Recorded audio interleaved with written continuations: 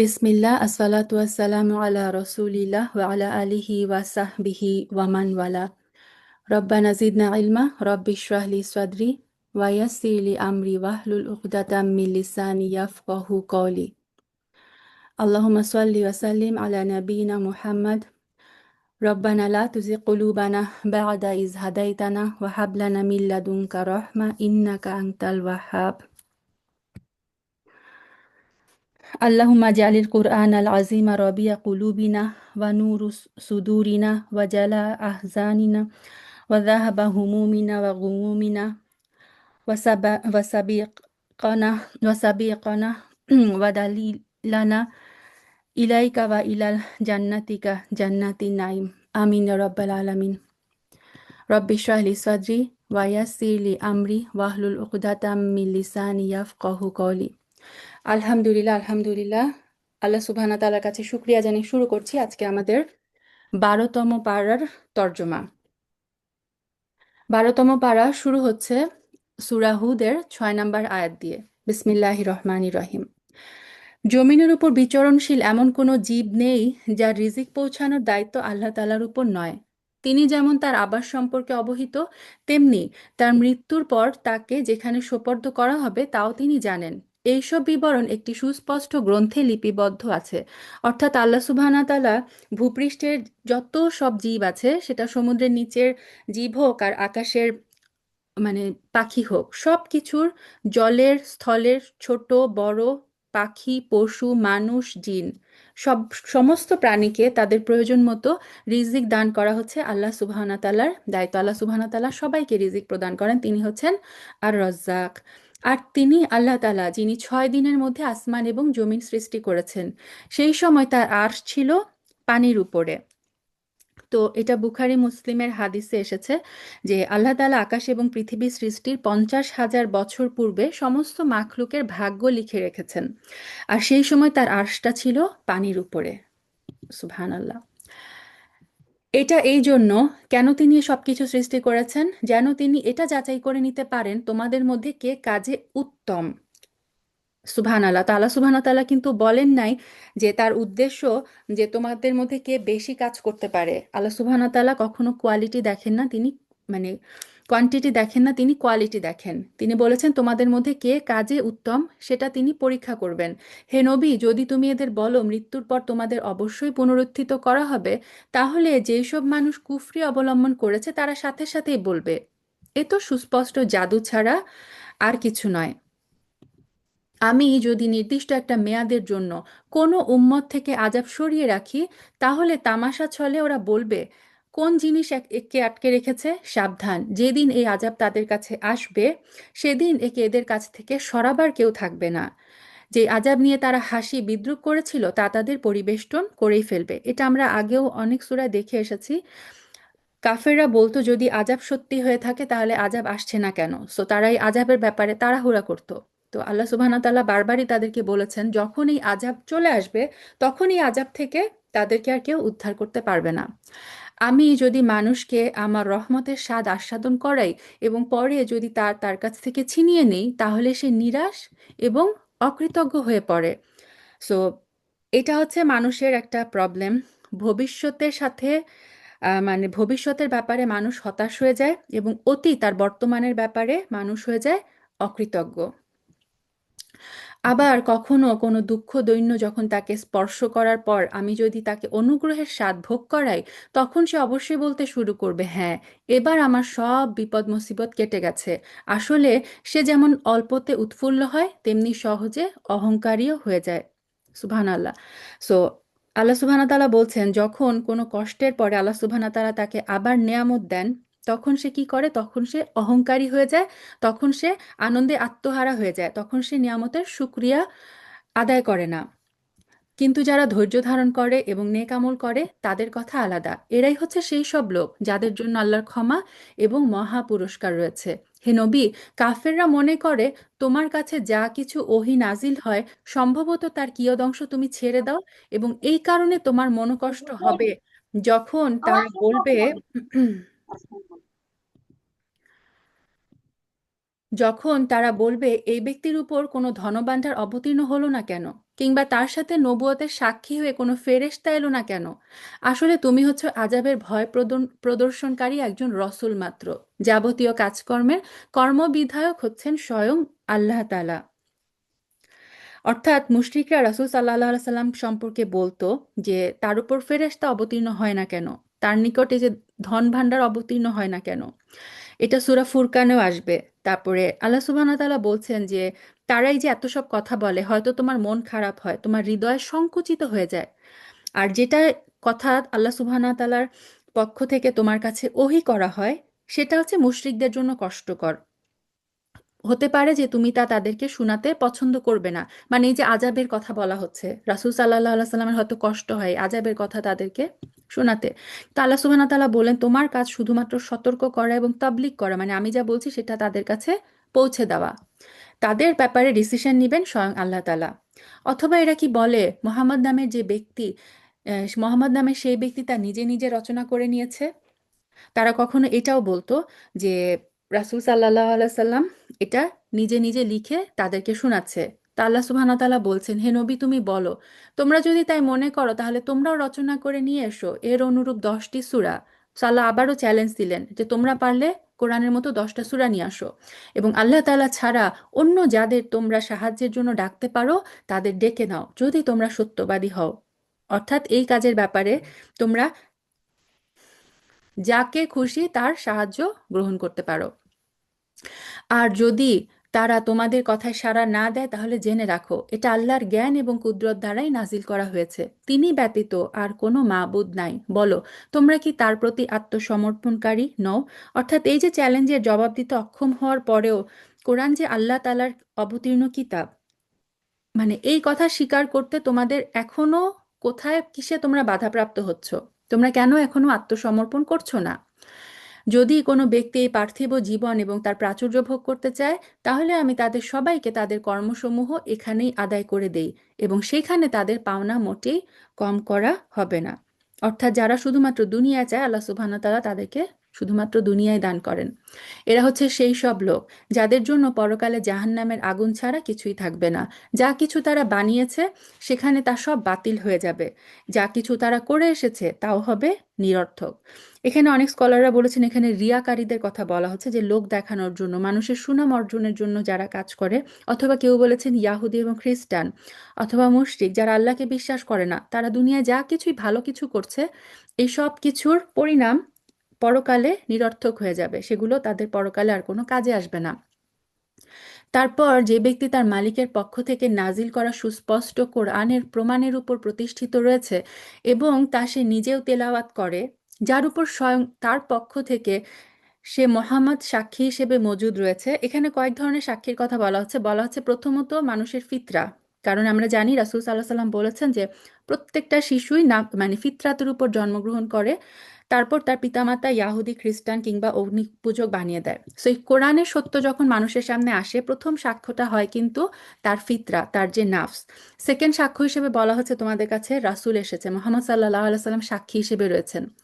আরও রয়েছে তার পূর্ববর্তী মুসার কিতাব, যা ছিল পথপ্রদর্শক এবং রহমত। অর্থাৎ তাওরাতেও কিন্তু বর্ণিত ছিল যে এরকম একজন রাসূল আসবে, তার বর্ণনা হবে, এরকম সবকিছু ক্লিয়ারলি কিন্তু লেখা ছিল। এই সবই হচ্ছে সাক্ষী কোরআনের।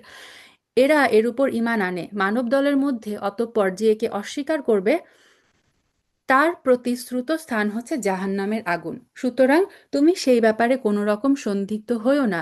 এই সত্য হচ্ছে তোমার মালিকের পক্ষ থেকে নাজিল করা, কিন্তু অধিকাংশ মানুষই ঈমান আনে না। আল্লাহ তাআলার উপর যে মিথ্যা আরোপ করে তার চাইতে বড় জালেম আর কে? এই লোকদের যখন কিয়ামতের দিন তাদের মালিকের সামনে হাজির করা হবে এবং তাদের বিপক্ষীয় সাক্ষীরা যখন বলবে, হে আমাদের রব, এরাই হচ্ছে সেই সব ব্যক্তি যারা তাদের মালিকের বিরুদ্ধে মিথ্যা কথা রচনা করেছিল।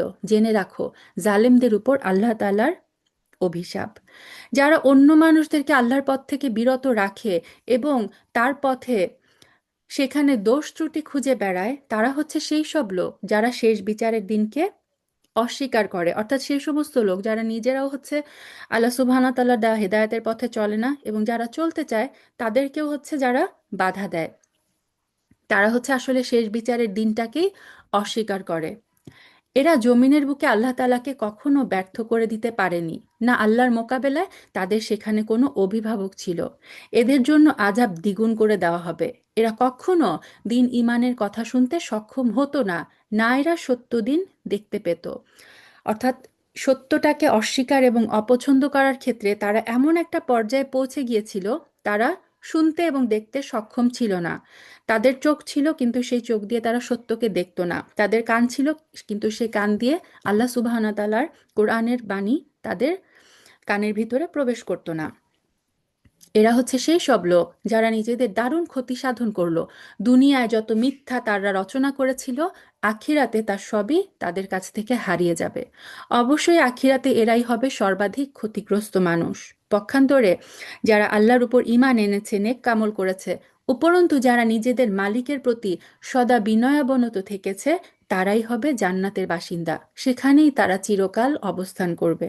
আল্লাহুম্মা ইন্না নাসআলুকাল জান্নাহ। জাহান্নামী আর জান্নাতি এই দুটো দলের উদাহরণ হচ্ছে যেমন একদল অন্ধ ও বধির, আরেক দল চক্ষুষ্মান এবং শ্রবণ শক্তি সম্পন্ন। এই দুটো দল কি সমান? তোমরা কি এখনো শিক্ষা গ্রহণ করবে না? সো আগের আয়াতগুলোতে আল্লাহ সুবহানাহু ওয়া তাআলা মুমিন এবং কাফিরদের, সৌভাগ্যবান এবং দুর্ভাগ্যবান লোকদের কিছু বৈশিষ্ট্য আমাদেরকে জানালেন। ফাইনালি তিনি বললেন যে কাফেরদের অবস্থান হচ্ছে তারা হচ্ছে অন্ধ, বধির, তারা শুনেও না, তারা দেখেও না। আর যারা মুমিন, যারা ইসলাম ধর্ম গ্রহণ করে আল্লাহ সুবহানাহু ওয়া তাআলার দেখানো দ্বীনের পথে চলে, তারা হচ্ছে চক্ষুষ্মান, তারা দেখতেও পায়, তারা ঠিকমতো শুনতে পায়। তা আল্লাহ বললেন একজন অন্ধ এবং একজন চক্ষুষ্মান ব্যক্তি যেমন সমান না, একজন বধির একজন শ্রবণ শক্তি সম্পন্ন ব্যক্তি যেমন সমান না, জান্নাতি আর জাহান্নামী যেমন সমান না, ঠিক তেমনি জীবিত মৃত ব্যক্তিও সমান না। এবং আল্লাহ সুবহানাহু ওয়া তাআলা বললেন যে তোমরা কি এত কিছু বলার পরেও তোমরা শিক্ষা গ্রহণ করবে না? আমি অবশ্যই নূহকে তার জাতির কাছে পাঠিয়েছি। সে তাদেরকে বলল, আমি হচ্ছি তোমাদের জন্য সুস্পষ্ট সতর্ককারী। আমার দাওয়াত হচ্ছে যেন তোমরা আল্লাহ তাআলা ছাড়া আর অন্য কারো ইবাদত না করো, অর্থাৎ তাওহীদের দাওয়াত। আমি তোমাদের উপর এক ভয়াবহ দিনের আযাবের ভয় করছি। এই তাওহীদের দাওয়াতে কিন্তু সমস্ত নবী তার সম্প্রদায়কে একমাত্র এই তাওহীদের দাওয়াতে কিন্তু দিয়েছে। তারপর তার জাতির নেতৃস্থানীয় লোকেরা যারা কুফরি করছিল বলল, আমরা তোমার মধ্যে এর বাইরে কিছুই দেখতে পাচ্ছি না যে তুমি আমাদের মতোই একজন সাধারণ মানুষ।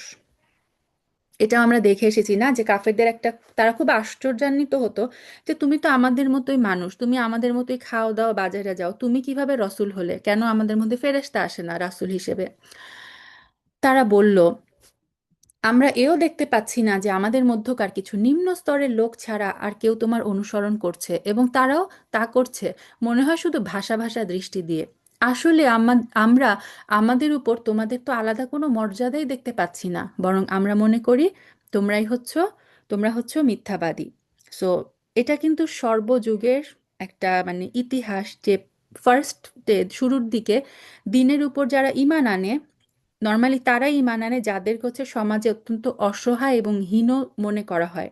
সমাজের যে সম্মানী সমৃদ্ধশালী ব্যক্তিরা, তারা কিন্তু নর্মালি প্রথমেই দিনের উপর ঈমান আনে না। রাসূল সাল্লাল্লাহু আলাইহি সাল্লামের সাহাবীদের মধ্যে যদি আমরা দেখি, ম্যাক্সিমাম সাহাবী ছিলেন দাস।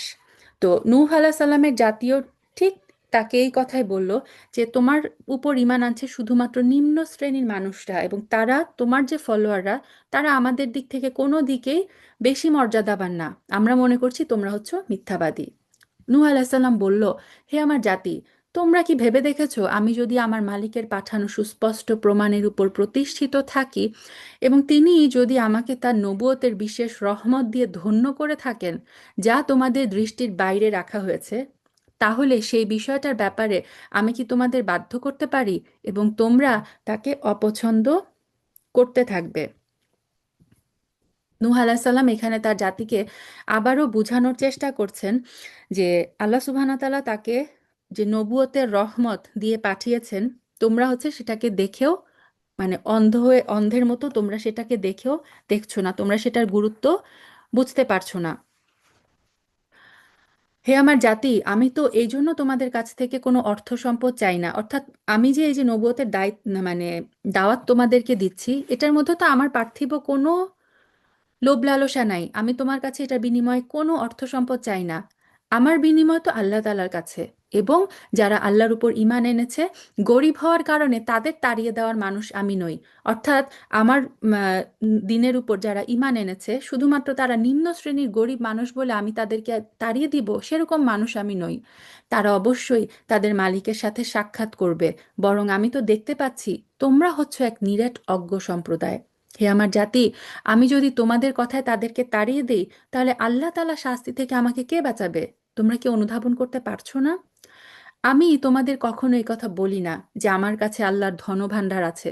না আমি গায়েব জানি, না আমি একজন ফেরেশতা, না আমি সেই সব লোকের ব্যাপারে যাদের তোমাদের দৃষ্টি হেয় করে দেখে এটা বলতে পারি যে আল্লাহ তাআলা কখনো তাদের কোনো কল্যাণ দান করবেন না। তাদের মনে কি আছে তা আল্লাহ তাআলাই ভালো জানেন। এমন কিছু করলে সত্যি সত্যি আমি জালেমদের দলে শামিল হয়ে যাব। সুবহানাল্লাহ। সো এখানে একজন নবী, সে যে শুধুমাত্র আল্লাহ প্রেরিত একজন রসূল এবং সে নর্মাল মানুষের মতো, তার কাছে কোনো গয়েবের খবর নাই, তিনি একজন ফেরেশতা না, আল্লাহর কোনো ধনভাণ্ডার নাই। তার দায়িত্ব কি? শুধুমাত্র আল্লাহ সুবহানাহু ওয়া তাআলা তার উপর যে রিসালাতের দায়িত্বটুকু দেন সেটা শুধু তাবলীগ করা। লোকেরা বলল, হে নূহ, এই বিষয়টা নিয়ে তুমি আমাদের সাথে বাকবিতণ্ডা করছো, আমাদের সাথে বিতণ্ডা তুমি একটু বেশিই করছো। এখন যদি তুমি সত্যবাদী হও, তাহলে আযাবের সেই জিনিসটাই আমাদের জন্য নিয়ে এসো যার ভয় তুমি আমাদেরকে দেখাচ্ছ। যুগে যুগে জাতিদের, মানে বেওকুফ আহাম্মক জাতিদের সেম দাবি, যদি সত্যবাদী হও আযাব নিয়ে আসো, আযাব নিয়ে এসে আমাদেরকে ধ্বংস করে দাও। সে বলল, তা তো আল্লাহ তাআলাই তোমাদের কাছে আনবেন যদি তিনি চান, আর তোমরা কখনোই তাকে ব্যর্থ করতে পারবে না। আসলে তোমাদের জন্য আমার এই শুভ কামনা কোনো কাজেই আসবে না যদি আল্লাহ তাআলা তোমাদের গোমরা করে দিতে চান। অর্থাৎ আল্লাহ সুবহানাহু ওয়া তাআলা যদি চান তোমরা হেদায়েত পাবে, আল্লাহ সুবহানাহু যদি না চান তাহলে তোমরা পথভ্রষ্টই হয়ে থাকবে। তাহলে আমি তোমাদের ভালো কামনা করলেও তাতে কিছুই হবে না, কারণ তিনি হচ্ছেন তোমাদের রব, তার কাছেই তোমাদের সবাইকে ফিরে যেতে হবে। হে নবী, এরা কি বলছে এই গ্রন্থটা সেই ব্যক্তি নিজে রচনা করে এনেছে? তুমি বলো, যদি আমি তা রচনা করে থাকি তাহলে আমার অপরাধের দায়িত্ব আমার, তবে মিথ্যা বলে যে অপরাধ তোমরা করছো তা থেকে আমি সম্পূর্ণ মুক্ত। অর্থাৎ কোনো কোনো স্কলার বলেন এই কথোপকথনটা নূহ আলাইসাল্লাম এবং তার সম্প্রদায়ের মাঝে হয়েছিল, আবার কেউ কেউ বলেন এটা হচ্ছে রাসূল সাল্লাল্লাহু আলাইহি সাল্লাম এবং মক্কার মুশরিকদের মধ্যে একটা কথোপকথন। কারণ যুগে যুগে নবী এবং তার জাতির মধ্যে কিন্তু সেম টাইপের কথোপকথনই হয়েছে। তো উদ্দেশ্যটা কি, যে এই কোরআন যদি আমার বানানো হয় তাহলে হচ্ছে সেটার যে দায়ভার সেটা হবে আমার, মানে আমার কৃতকর্মের কোনো ফল তোমরা ভোগ করবে না, আর তোমরা যা করছো সেটা তোমাদের কৃতকর্মের ফলও কিন্তু শুধুমাত্র তোমরাই ভোগ করবে। অর্থাৎ প্রত্যেক ব্যক্তি কিয়ামতের দিন তার নিজ নিজ কর্মের দণ্ডভার ভোগ করবে। নূহের উপর এই মর্মে ওহী পাঠানো হলো যে তোমার জাতির লোকদের মধ্য থেকে যারা ইতিমধ্যে ঈমান এনেছে তারা ছাড়া আর কেউই নতুন করে ঈমান আনবে না। নূহ আলাইহিস সালাম দোয়া করেছিল আল্লাহ সুবহানাহু ওয়া তাআলার কাছে যে হে আমার রব, পৃথিবীতে বসবাসকারী কোনো কাফেরকে তুমি জীবিত রেখো না।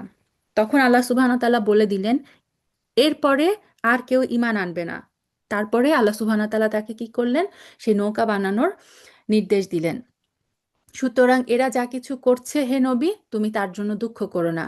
তুমি আমার তত্ত্বাবধানে থেকে আমারই ওহীর নির্দেশ অনুযায়ী একটি নৌকা বানাও, এবং যারা জুলুম করেছে তাদের ব্যাপারে তুমি আমার কাছে কিছু বলো না, নিশ্চয়ই তারা মহাপ্লাবনে নিমজ্জিত হবে। সো আল্লাহ সুবহানাহু ওয়া তাআলা সেই আযাবের ফয়সালা চলে আসলো, এবং আল্লাহ সুবহানাহু ওয়া তাআলা বললেন যে তার তত্ত্বাবধানে, অর্থাৎ মুফাসসিরগণ বলেছেন যে নূহ আলাইহিস সালামের সেই কিশতি, সেটার দৈর্ঘ্য প্রস্থ, সেটা কিভাবে তৈরি হবে, কোন কাঠ দিয়ে তৈরি হবে, অর্থাৎ ওই নৌকাটার পুরাপুরি ইঞ্জিনিয়ারিং আল্লাহ সুবহানাহু ওয়া তাআলা তার নিজের তত্ত্বাবধানে নূহ আলাইহিস সালামের নির্দেশের মাধ্যমে তৈরি করিয়েছিলেন। আল্লাহর নির্দেশে সে নৌকা বানাতে থাকলো, এবং যখনই তার জাতির নেতৃস্থানীয় লোকেরা তার পাশ দিয়ে যাওয়া আসা করত, তখন তারা নৌকা দেখে তাকে নিয়ে হাসাহাসি করত। সে বলল, তোমরা যদি আমাকে উপহাস করো তাহলে মনে রেখো, যেভাবে আজ তোমরা আমাদের নিয়ে হাসছো, একদিন আমরাও তোমাদের নিয়ে হাসবো। সো নূহ আলাইহিস সালাম যখনই নৌকা বানানোর কাজ শুরু করলেন, তখন লোকেরা বলতে থাকলো, ও নূহ, তুমি কি নবী হতে হতে এখন এই কাঠমিস্ত্রি হয়ে গেছো? অথবা তারা বলতো যে এই এত বড় কিস্তি বানাচ্ছো, এটা কি ডাঙায় চলবে নাকি? মানে আশেপাশে কোথাও পানির কোনো ইয়ে নাই, তুমি হঠাৎ করে এই শুকনা খড়খড়া জমিনের উপরে তুমি নৌকা কেন বানাচ্ছো? এটা নিয়ে তারা উপহাস করত। অচিরেই তোমরা জানতে পারবে কার উপর এমন আজাব আসবে যা তাকে দুনিয়াতে অপমানিত করবে, এবং পরকালে স্থায়ী আজাব কার উপর আসবে। অবশেষে তাদের কাছে আজাব সম্পর্কিত আমার আদেশ এসে পৌঁছালো এবং চুলা থেকে পানি উথলে উঠল। আমি নূহকে বললাম, সম্ভাব্য প্রত্যেক জীবের পুরুষ স্ত্রীর এক এক জোড়া নৌকায় উঠিয়ে নাও, সাথে তোমার পরিবার পরিজনদেরও উঠাও, তাকে বাদ দিয়ে যার ব্যাপারে আগেই সিদ্ধান্ত ঘোষিত হয়েছে, এবং তাদেরও উঠিয়ে নাও যারা ঈমান এনেছে। তার সাথে আল্লাহর উপর তখন খুব কম সংখ্যক মানুষই ঈমান এনেছিল। আহ, ইবনে কাসির রাহিমাহুল্লাহ বলেছেন যে যেখানে বলা হলো যেমন চুলা থেকে পানি উঠলো, মাটির সব জায়গা থেকে, ভূপৃষ্ঠের সমস্ত স্থান থেকে ঝর্ণার মতো পানি উঠতে শুরু করলো, এবং শুধু তাই না, আকাশ থেকে মুষলধারায় বৃষ্টি শুরু হলো, অর্থাৎ উপর থেকে নিচে থেকে পানির প্লাবন বয়ে গেল। আল্লাহ সুবহানাহু ওয়া তাআলা নির্দেশ দিলেন যে সমস্ত প্রাণী কি বলে, প্রাণীর স্ত্রী এবং পুরুষ এক জোড়া করে এমন সব জীবগুলোকে তুমি নৌকায় উঠিয়ে নাও যারা হচ্ছে পানির মধ্যে বাঁচতে পারে না, সেগুলোকে উঠাও, এবং তোমার সাথে সমস্ত মানে যে সমস্ত মানুষরা ঈমান এনেছিল তাদেরকেও এই নৌকায় তুলে নাও। তো নূহ আলাইহিস সালামের উম, আহ, তিন ছেলে তিন ছেলে শাম, হাম, ইয়াফেস, এরা হচ্ছে ইসলাম গ্রহণ করেছিল, মানে তার নূহ আলাইহিস সালামের সেই দিনের দাওয়াতে সাড়া দিয়েছিলেন, এবং তাদের স্ত্রীরাও। এরা নূহ আলাইহিস সালামের সাথে নৌকায় উঠলো, এবং সাথে অ্যারাউন্ড 80 জন, 80 জন ইমানদার ব্যক্তি নৌকায় উঠল। নূহ আলাইহিস সালামের এক ছেলে ইয়াম, সে কাফের ছিল, কিন্তু ইয়ামের স্ত্রী ছিল মুসলমান, তো ইয়ামের স্ত্রীও এই কিস্তিতে উঠল। কিন্তু নূহ আলাইহিস সালামের সেই ছেলে ইয়াম, সে কিন্তু নৌকায় উঠে নাই। নূহ আলাইহিস সালাম তার সাথীদের বলল, তোমরা এতে উঠে পড়ো, আল্লাহর নামে এর গতি ও স্থিতি নির্ধারিত হবে, নিশ্চয়ই আমার রব ক্ষমাশীল, পরম দয়ালু। তারপর সেই নৌকা পাহাড় সম বড় বড় ঢেউয়ের মধ্য দিয়ে তাদেরকে বয়ে নিয়ে চলতে থাকলো। নূহ তার ছেলেকে নৌকায় আরোহণ করার জন্য ডাকলো। সে আগে থেকেই দূরবর্তী এক জায়গায় দাঁড়িয়ে ছিল। নূহ বলল, হে আমার ছেলে, আমাদের সাথে নৌকায় উঠো, এই কঠিন দিনে তুমি কাফেরদের দলভুক্ত হয়েও না। অর্থাৎ ভূপৃষ্ঠের সব জায়গায় যখন পানি, এমনকি পাহাড় পর্বতও পানিতে ডুবে যাচ্ছিল, নূহ আলাইহিস সালামের কিস্তি নূহ আলাইহিস সালাম এবং তার সঙ্গীদেরকে নিয়ে আল্লাহর আদেশে ওই পানির মধ্যে মানে চলমান ছিল। তো নূহ আলাইহিস সালাম তার যে ছেলে ইয়ামকে আবারও দাওয়াত দিল যে তুমি মুসলমান হয়ে যাও, তুমি কাফেরদের সাথে থাকলে তুমি ডুবে মরে যাবে। তো নূহ আলাইহিস সালামের ছেলে বলল, পানি বেশি হলে আমি কোনো পাহাড়ে গিয়ে আশ্রয় নিব, এবং তাই আমাকে পানি থেকে বাঁচিয়ে দিবে। নূহ বলল, কিন্তু আজ তো কেউই আল্লাহর হুকুম থেকে কাউকে বাঁচাতে পারবে না, অর্থাৎ আল্লাহর গজবের হুকুম থেকে কোনো কাফের আজকে বাঁচতে পারবে না, তবে যার ওপর তিনি দয়া করবেন তার কথা আলাদা। আর ঠিক এই সময় হঠাৎ করে একটা বিশাল ঢেউ তাদের উভয়কে বিচ্ছিন্ন করে দিল। মুহূর্তের মধ্যে সে নিমজ্জিত লোকদের অন্তর্ভুক্ত হয়ে গেল। তো নূহ আলাইহিস সালামের ছেলের ধারণা ছিল যে উঁচু পাহাড়ের উপরে উঠলে সেই সে বেঁচে যাবে। তো পিতা পুত্রের মধ্যে যখনই কনভারসেশন চলছিল, ওই মুহূর্তেই প্লাবনে নূহ আলাইহিস সালামের ছেলে ডুবে গেল। অতঃপর বলা হলো, হে জমিন, তুমি এবার তোমার পানি গিলে নাও, হে আসমান, তুমি পানি বর্ষণ থেকে ক্ষান্ত হও। একসময় পানির প্রচণ্ডতা প্রশমিত হলো, আল্লাহর কাজও সম্পন্ন হলো। নূহের নৌকা জুদি পাহাড়ের উপর গিয়ে স্থির হলো। আল্লাহর ঘোষণা ধ্বনিত হলো, আজ জালেম সম্প্রদায়ের লোকেরা নিঃশেষিত হয়ে বহুদূর চলে গেছে। এখানে দেখেন আল্লাহ সুবহানাহু ওয়া তাআলা বলেছেন যে জমিনকে বলেছেন তোমরা পানি গিলে নাও, অর্থাৎ পানি শুষে নিও না। পানি কিভাবে গিলে ফেলা, মানে কি একবারে গ্রাস করে ফেলা।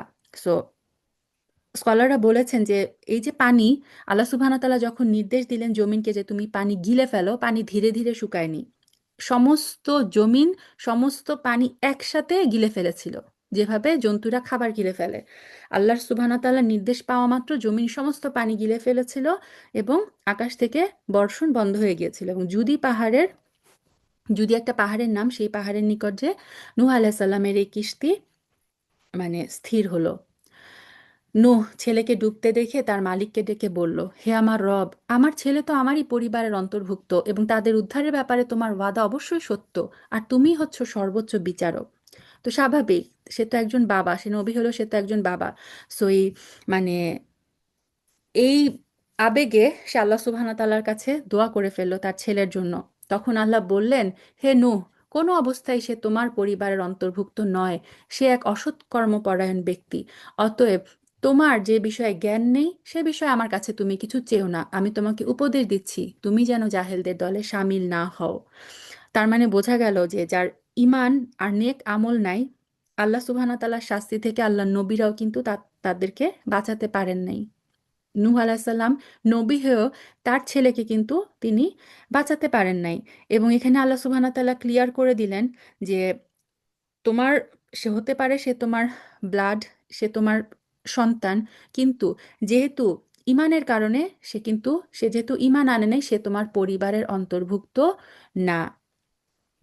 নূহ আলাইসাল্লাম বললেন, হে আমার রব, যে বিষয় সম্পর্কে আমার কোনো জ্ঞান নেই সে ব্যাপারে কিছু চাওয়া থেকে আমি অবশ্যই তোমার কাছে পানাহ চাই। তুমি যদি আমাকে মাফ না করো এবং আমার উপর দয়া না করো, তাহলে আমি ক্ষতিগ্রস্তদের অন্তর্ভুক্ত হয়ে যাব। সো নূহ আলাইসাল্লাম যেইমাত্র বুঝতে পারলেন যে তার দোয়া করাটা ঠিক হয়নি, তিনি সাথে সাথেই আল্লাহ সুবহানাহু ওয়া তাআলার কাছে ক্ষমা চাইলেন।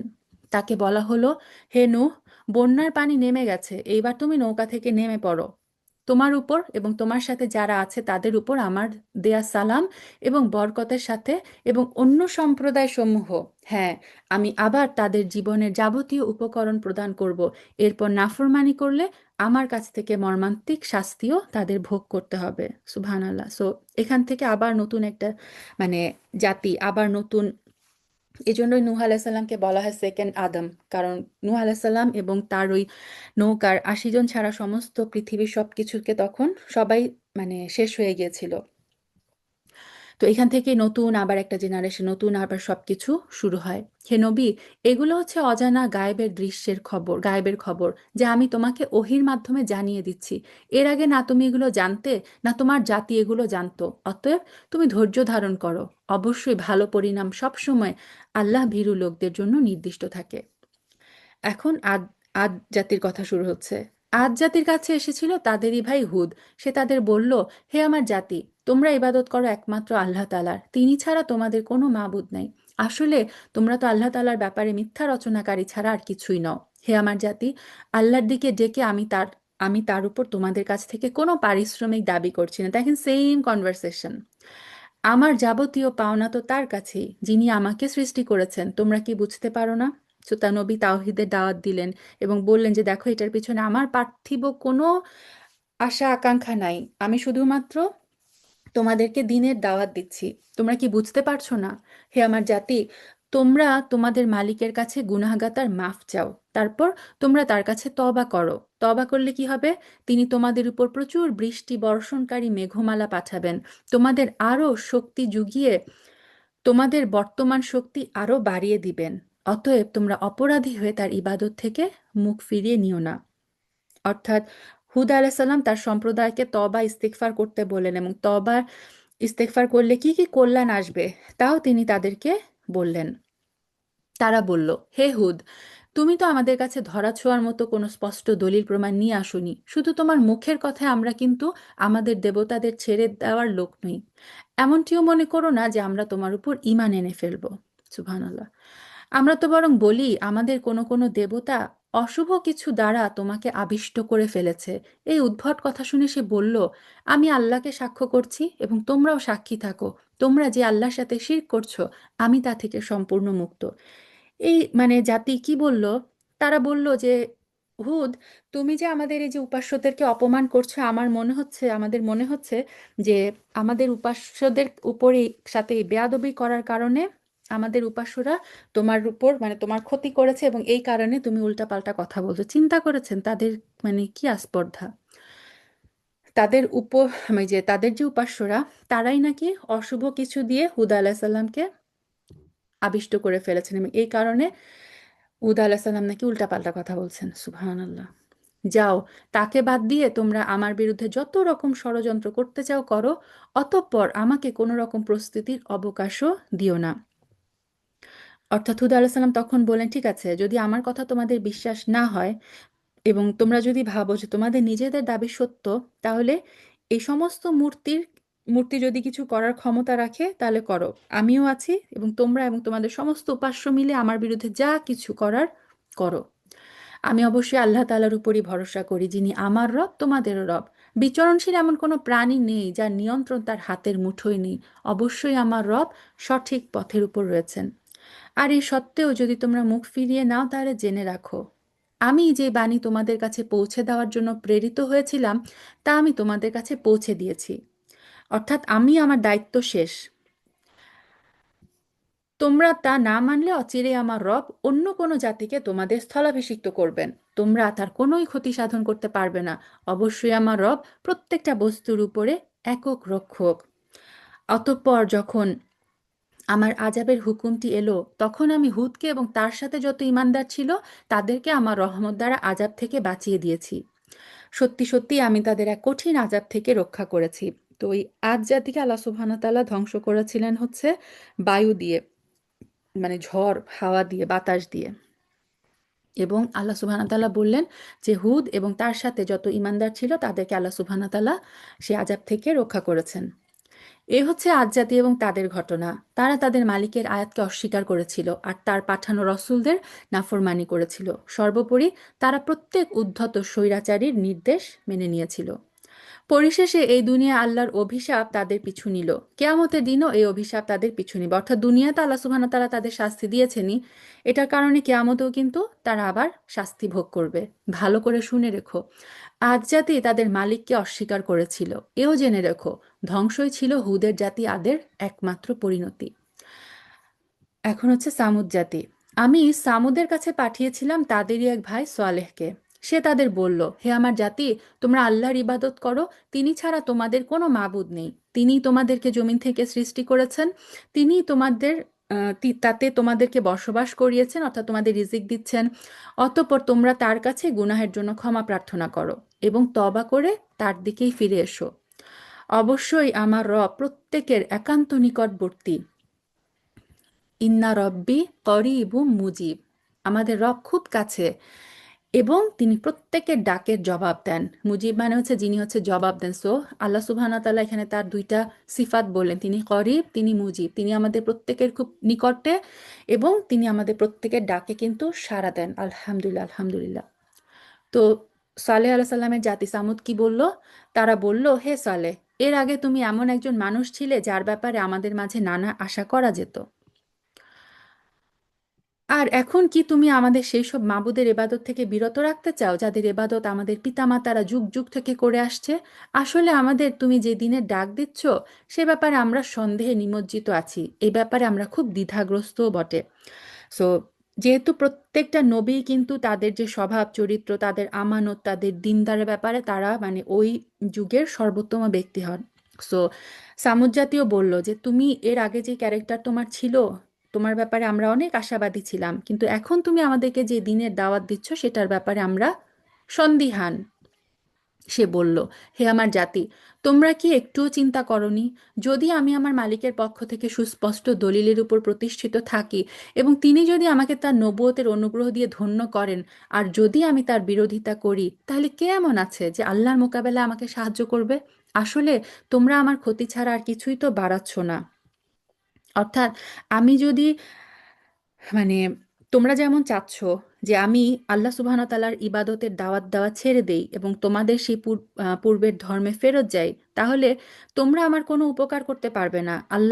যে আল্লাহ সুবহানাহু ওয়া তাআলার মোকাবেলায় তোমরা আমাকে কোনো সাহায্য করতে পারবে না এবং এভাবে তোমরা আমার অমঙ্গল, আমার ক্ষতি শুধুমাত্র বাড়াচ্ছ।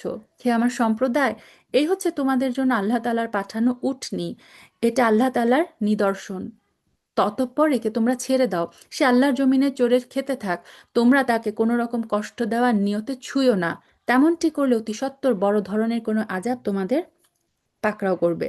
তো তারা দাবি করেছিল এবং তাদের দাবির প্রেক্ষিতে আল্লাহ সুবহানাহু ওয়া তাআলা তাদের চোখের সামনে পাহাড় থেকে একটা উটনি বের করে এনেছিলেন। এ কারণে এটাকে বলা হয় নাকাতুল্লাহ, আল্লাহর উটনি।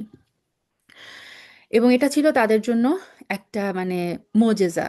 এবং হুদ আলাইহিস সালাম না, উল্টাপাল্টা বলছি। সালেহ, আল্লাহ মাফ করো। সালেহ আলাইহিস সালাম তাদেরকে বললেন যে এই উটনীটিকে তোমরা মানে একে কষ্ট দেওয়ার কোনো নিয়ত করবে না, একে তো এর কোনো ক্ষতি সাধনের কোনো চেষ্টাও তোমরা করবে না। যদি এর কোনো ক্ষতি করো তাহলে বড় ধরনের আযাব তোমাদের পাকড়াও করবে। তারপর তারা সেটিকে বধ করে ফেললো। এই জালেমরা কি করলো, এরকম মুজিজা দেখার পরেও এরা যে শুধুমাত্র ঈমান আনলো না তা না, এরা কি করলো, এই উটনির পা কেটে ফেললো।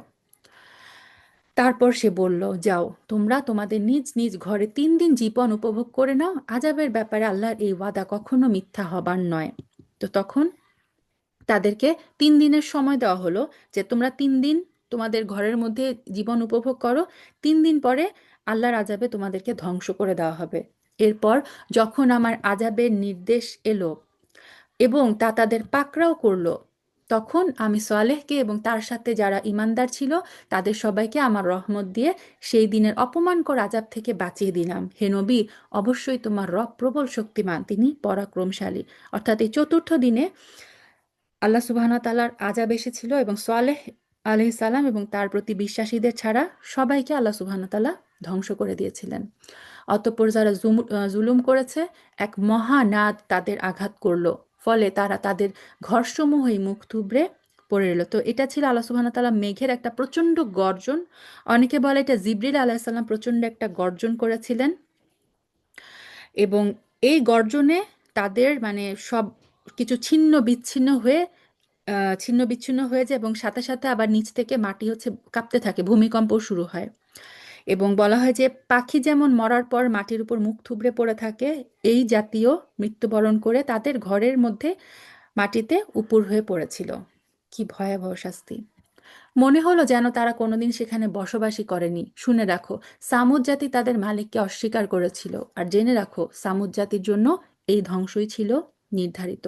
অর্থাৎ এই গ্রামটাকে এমনভাবে মানে আল্লাহ মিটিয়ে দিয়েছিলেন, দেখে মনে হতো না যে এখানে কোনোদিন কেউ ছিল, কেউ বসবাস করত। একবার আমার পাঠানো কতিপয় ফেরেশতা একটি সুসংবাদ নিয়ে ইব্রাহিমের কাছে এলো। এখন হচ্ছে মেইনলি লূত আলাইহিস সালামের স্টোরি শুরু হবে। তো আল্লাহ সুবহানাহু ওয়া তাআলা ফেরেশতা পাঠিয়েছিলেন এবং ফেরেশতা পাঠিয়েছিলেন লূত আলাইসাল্লামকে, লূত আলাইসাল্লামের যে জাতি, সেই জাতিকে ধ্বংস করার জন্য। লূত আলাইসাল্লাম ছিলেন ইব্রাহিম আলাইসাল্লামের চাচাতো ভাই। তো এবং লূত আলাইসাল্লামের গ্রাম ছিল এখন যে যে ডেড সি সেটার দক্ষিণ পূর্বে, আর ইব্রাহিম আলাইসাল্লাম বাস করতেন ফিলিস্তিনে। তো লূত আলাহিসাল্লামের সম্প্রদায়কে ধ্বংস করে দেওয়ার ফয়সালার পরে তাদের নিকট যে ফেরেশতা পাঠানো হয়, ওই ফেরেশতারা লূত আলাহিসাল্লামের সম্প্রদায়ের নিকট যাওয়ার পথে ইব্রাহিম আলাহিসাল্লামের ঘরে যান, যে তাকে পুত্র সন্তানের সুসংবাদ দেন।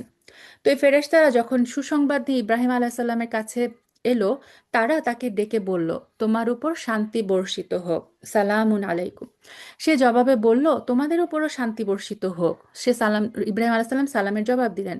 অতঃপর সে তাদের মেহমানদারির জন্য একটি ভুনা গোবৎস নিয়ে আসতে একটুও বিলম্ব করলো না। তো ইব্রাহিম আলাইসাল্লাম বড় মেহমান নেওয়াজ ছিলেন। ফেরেশতারা মানুষের বেশে এসেছিলেন। সো ইব্রাহিম আলাইসাল্লাম বুঝতে পারেননি যে এরা হচ্ছে ফেরেশতা। তিনি ভাবলেন তার ঘরে মেহমান এসেছে। তিনি সাথে সাথে তাদের জন্য কি করলেন, ভুনা বাছুরের গোশতের অ্যারেঞ্জমেন্ট করলেন এবং তাদেরকে খেতে দিলেন। সে যখন দেখলো তাদের হাত খাবারের দিকে যাচ্ছে না, অর্থাৎ ইব্রাহিম আলাইসাল্লাম খাবার পরিবেশনের পরে দেখলেন যে ফেরেশতারা খাবার নিচ্ছে না, কারণ ফেরেশতারা তো খায় না, ফেরেশতারা তো খেতে পারে না। তো ইব্রাহিম আলাইসাল্লাম এটা দেখে তখন তাদের এই বিষয়টি তার কাছে খারাপ লাগলো এবং তাদের সম্পর্কে তার মনে একটা প্রচ্ছন্ন ভয়ের সৃষ্টি হলো। কারণ ওই যুগের মানে নিয়মটাই ছিল এরকম যে কেউ যদি কারো বাসায় মেহমান হয়ে যেত এবং কোনো খাবার দেওয়ার পরে সে যদি সেই খাবার গ্রহণ না করত, সেটা ইন্ডিকেট করতো যে ওই মেহমান ভালো কোনো উদ্দেশ্য নিয়ে আসেনি, সে তাদের কোনো ক্ষতি করতে এসেছে।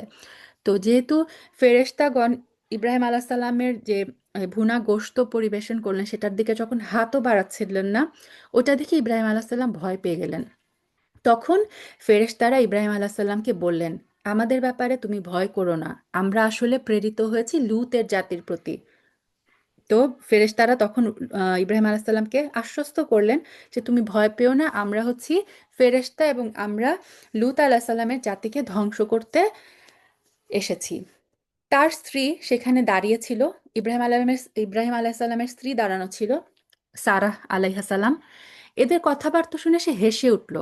তারপর আমি তাকে তার ছেলে ইসহাক এবং ইসহাক পরবর্তী ইয়াকুবের জন্মের সুসংবাদ দিলাম। তো স্কলাররা বলেন ইব্রাহিম আলাহ সাল্লামের স্ত্রী কেন হেসেছিলেন? অনেকে বলেন যে লুত আলাহ সাল্লামের যে সম্প্রদায়, যে ফিতনা ফাসাদ, এটা সম্পর্কে তিনি অবগত ছিলেন। সো যখন তিনি জানতে পারলেন যে আল্লাহ সুবহানাহু ওয়া তাআলা এই জাতিকে ধ্বংসের জন্য ফেরেশতা পাঠিয়েছেন, এটা শুনে তিনি আনন্দ অনুভব করেছিলেন, সেই কারণে হয়তো তিনি হেসেছিলেন। তো ফেরেশতারা ইব্রাহিম আলাহ সাল্লামের স্ত্রী সারাহ তখন মানে অ্যারাউন্ড 90-র কাছাকাছি তার এজ ছিল এবং তিনি ছিলেন বন্ধ্যা, এবং ইব্রাহিম আলাহ সাল্লামের বয়স 90-এরও উপরে, অত্যন্ত বৃদ্ধ। এই কারণে ফেরেশতারা কি যখন তাকে সংবাদ দিলেন যে শুধু তোমার ছেলে হবে ইসহাক তা না, ইসহাকের ছেলে হবে ইয়াকুব, অর্থাৎ ছেলে এবং নাতির সুসংবাদ দিলেন ফেরেশতারা, তখন সারাহ আলাইহাসাল্লাম বললেন, এই কি আশ্চর্য! আমি সন্তান জন্ম দিব? আমি তো বৃদ্ধা হয়ে গেছি, আর এই যে আমার স্বামী, সেও তো বৃদ্ধ হয়ে গেছে। এই সময় সন্তান হলে এটা সত্যি হবে এক আশ্চর্যজনক ব্যাপার। তো সে খুব অবাক হয়ে গেল যে আমার পক্ষে এখন কিভাবে সন্তান ধারণ করা সম্ভব। ফেরেশতারা বলল, তুমি কি আল্লাহর কোনো কাজে বিস্ময়বোধ করছো? নবীর পরিবার পরিজন হিসেবে তোমাদের উপর আল্লাহর বিশেষ রহমত এবং অনুগ্রহ রয়েছে।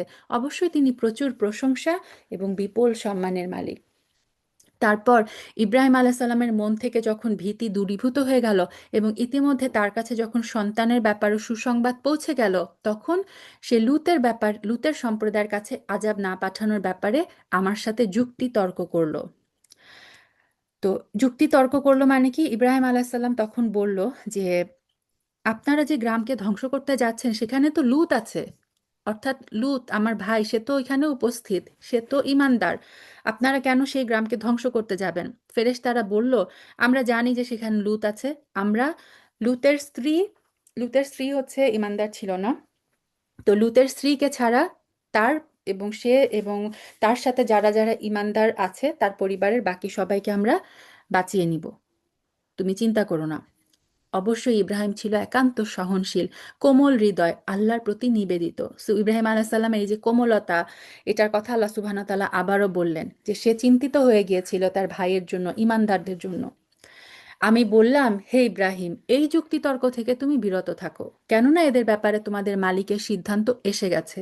এদের উপর এমন এক ভয়ঙ্কর শাস্তি আসবে যা রোধ করা সম্ভব হবে না। সো ফেরেশতাগণ বলল যে এখন এই তর্ক বিতর্ক করে কোনো লাভ নাই, তর্ক বিতর্ক বাদ দিন, কারণ তাদের ব্যাপারে আল্লাহর ফয়সালা হয়ে গেছে। আমার পাঠানো ফেরেশতারা যখন লূতের কাছে এলো তখন সে কিছুটা বিষণ্ণ হলো, কারণ লূত আলাহিসাল্লাম বলা হয় যে ফেরেশতারা দাড়িবিহীন অবস্থায় এসেছিল, তরুণের আকৃতিতে, এবং খুব সুন্দর তরুণের বেশে এসেছিল। তো লূত আলাহিসাল্লামের এই জাতি ছিল, মানে তাদের অপরাধটা ছিল সমকামী। সো লূত আলাহিসাল্লাম যখন দেখলেন যে তার বাসায় এত সুন্দর এরকম তরুণ কিছু গেস্ট এসেছে, তিনি মানে ভয় পেয়ে গেলেন, তাদের কারণে মন খারাপ হয়ে গেল। সে বলল, আজকের দিনটি দেখছি সত্যি বড় কঠিন বিপদের দিন। লূত আলাইহিস সালাম ভাবলেন যে আমার এই গেস্টদেরকে এখন আমি আমার জাতির থেকে রক্ষা কিভাবে করব।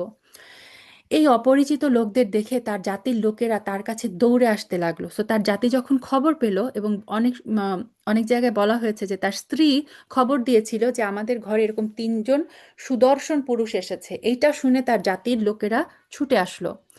আর তারা তো আগে থেকেই পাপকর্ম করে আসছিল। তাদের কুমতলব বুঝতে পেরে লূত বলল, হে আমার সম্প্রদায়, এ হচ্ছে আমার জাতির মেয়েরা। বিধিবদ্ধ দৈহিক সম্পর্কের জন্য এরা হচ্ছে তোমাদের জন্য বেশি পবিত্র। সুতরাং তোমরা আল্লাহকে ভয় করো, আমার মেহমানদের ব্যাপারে আমাকে অপমানিত করো না। তোমাদের মধ্যে এগুলো শোনার মতো একজন ভালো মানুষও কি অবশিষ্ট নাই?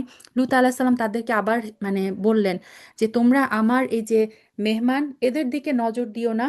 তোমাদের মানে যা চাহিদা সেটা পূরণ করার জন্য তোমরা আমার সম্প্রদায়ের মেয়েদেরকে বিয়ে করো।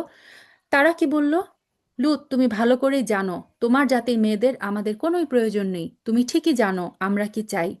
তখন লূত আলাইসাল্লাম বললেন, কত ভালো হতো যদি তোমাদের উপর আমার কোনো ক্ষমতা চলতো, অর্থাৎ আমার যদি মানে ওইরকম কোনো পরিবার পরিজনের মধ্যে সন্তান সন্ততি বা ওইরকম কোনো ক্ষমতা থাকতো যে আমি তোমাদের হাত থেকে আমার মেহমানদেরকে বাঁচাতে পারতাম, কিংবা যদি আজ আমি কোনো শক্তিশালী স্তম্ভের কাছে আশ্রয় গ্রহণ করতে পারতাম।